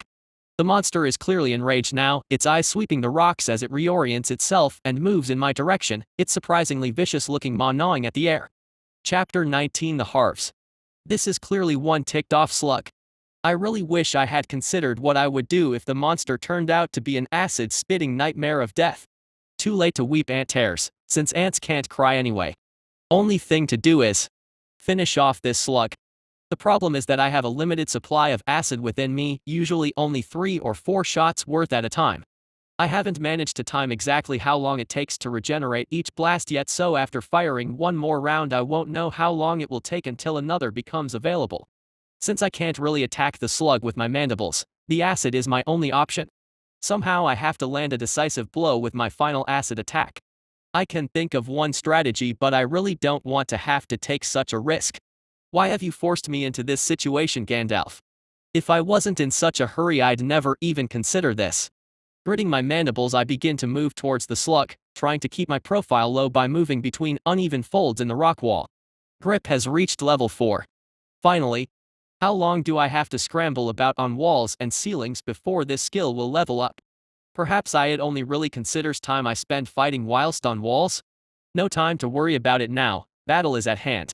The slug is moving through its own acid now, sliding over the adhesive muck without taking any damage, probably protected by its slime barrier. I think the monster usually hunts by immobilizing and burning its foe with this stuff before closing in for the feast. Here goes nothing. I've managed to close to within 10 meters of the slug. I'm sure it's seen me moving closer but probably hasn't been able to pinpoint me. Seemingly unfazed, the slug continues to advance towards my location. I take a deep breath and then attempt my strategy. Leaping to a standing position, I proudly present my backside to the slug, waggling it about in front of the creature's disbelieving eye stalks. Get an eyeful, slug. Like what you see. Apparently even a monstrous slug creature over 2 meters long is unsure how to react to an ant wiggling its bum at it. The creature pauses in shock before rearing back with its toothy mouth wide open. Now. Fire. Acid shot has reached level 4. A shot so perfect even Gandalf approves. The sizzling liquid erupts out of my gaster at tremendous speed, arcing through the air in a solid jet of death. The slug has compressed its body, preparing to lunge forward and fire another blast when my own acid splashes directly into its face and, crucially, straight down the monster's gullet. The reaction is immediate. The slug contorts itself in response, falling off the wall and slapping wetly against the floor, where it continues to writhe as the acid burns away inside it. The rocky protrusions along its back scrape and scratch against the stone with loud rasping noises. Hopefully nothing is drawn to investigate. A flawless plan. I'd hoped by baiting the monster I'd be able to fire a critical shot inside its mouth, which I'd figured would be the only way I could deal fatal damage with one shot of acid, since the rest of the creature is still protected by its slime barrier. I continue to obverse my victim as it suffers under the effects of my attack. I hope I dealt fatal damage. You have defeated level 4 LC1 slug. You have gained XP. Triumph. The slug has finally ceased its writhing and gone limp, a 2-meter-long sludgy picture of disgusting mollusk. Now for the task of consuming my prey. Now that I think about it. Do I really have to eat that? If an ant could vomit, I'd be on the verge of it now. Don't be stupid, Anthony, people on Earth ate mollusks like snails all the time. You can't afford to turn up your nose at any source of biomass, so stop whining and dig into that slug. Ugh. Approaching the slug, I take note of its slime layer. The creature isn't producing slime anymore, but most parts of it are still coated in the stuff. I'll have to remove it before I can eat the whole thing. Using more dirt to soak away the slime, I clean off one half before I start to eat it. I only manage to get halfway through before I become full. This is one big slug. You have consumed a new source of biomass, LC1 slug. You are awarded 1 biomass. Basic profile of the LC1 slug unlocked. LC1 slug, coral slug. This creature uses powerful acid to attack its foes, before wary of the poisonous spines on its back. You have gained 1 biomass. Even more disgusting than the texture alone. I'm not able to consume the rest of the slug immediately, so I quickly dig a hole in the wall and bury it before returning to my nest. I can't rest on my laurels now, even if I did just have survive a nasty fight. Time is limited and my pace has to be high. Risks can't be avoided right now. I use my new biomass to upgrade my acid, my primary weapon, to +2, and after enduring the mutation I return to the cavern to scout for more prey.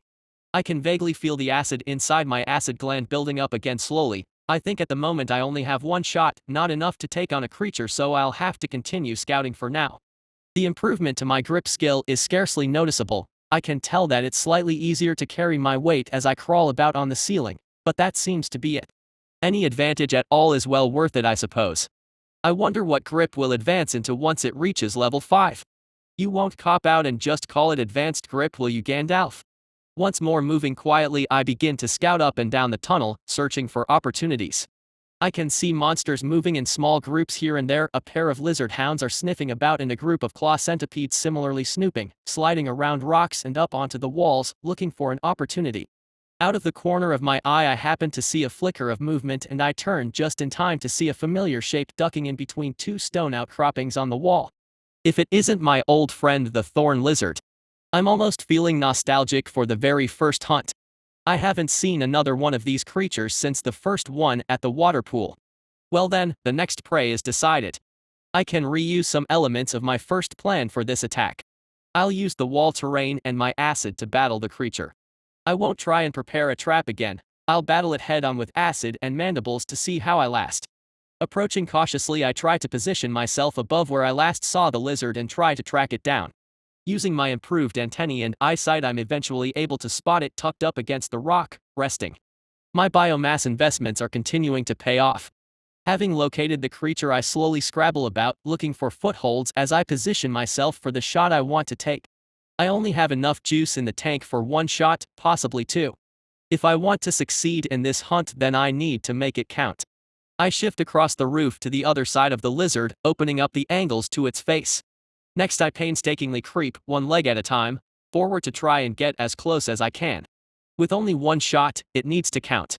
Since the lizard is resting I'm able to sneak within 5 meters of the target, moving with such incredible patience it takes me almost 15 minutes to close this distance. It takes a lot of concentration to focus on being still for this much time. I'm exhausted by the time I get into position. My last fight was too risky, this time I want to improve my odds as much as possible. After slowly turning and present the blast zone towards my target I tilt my head and take careful aim. Boom. Bullseye.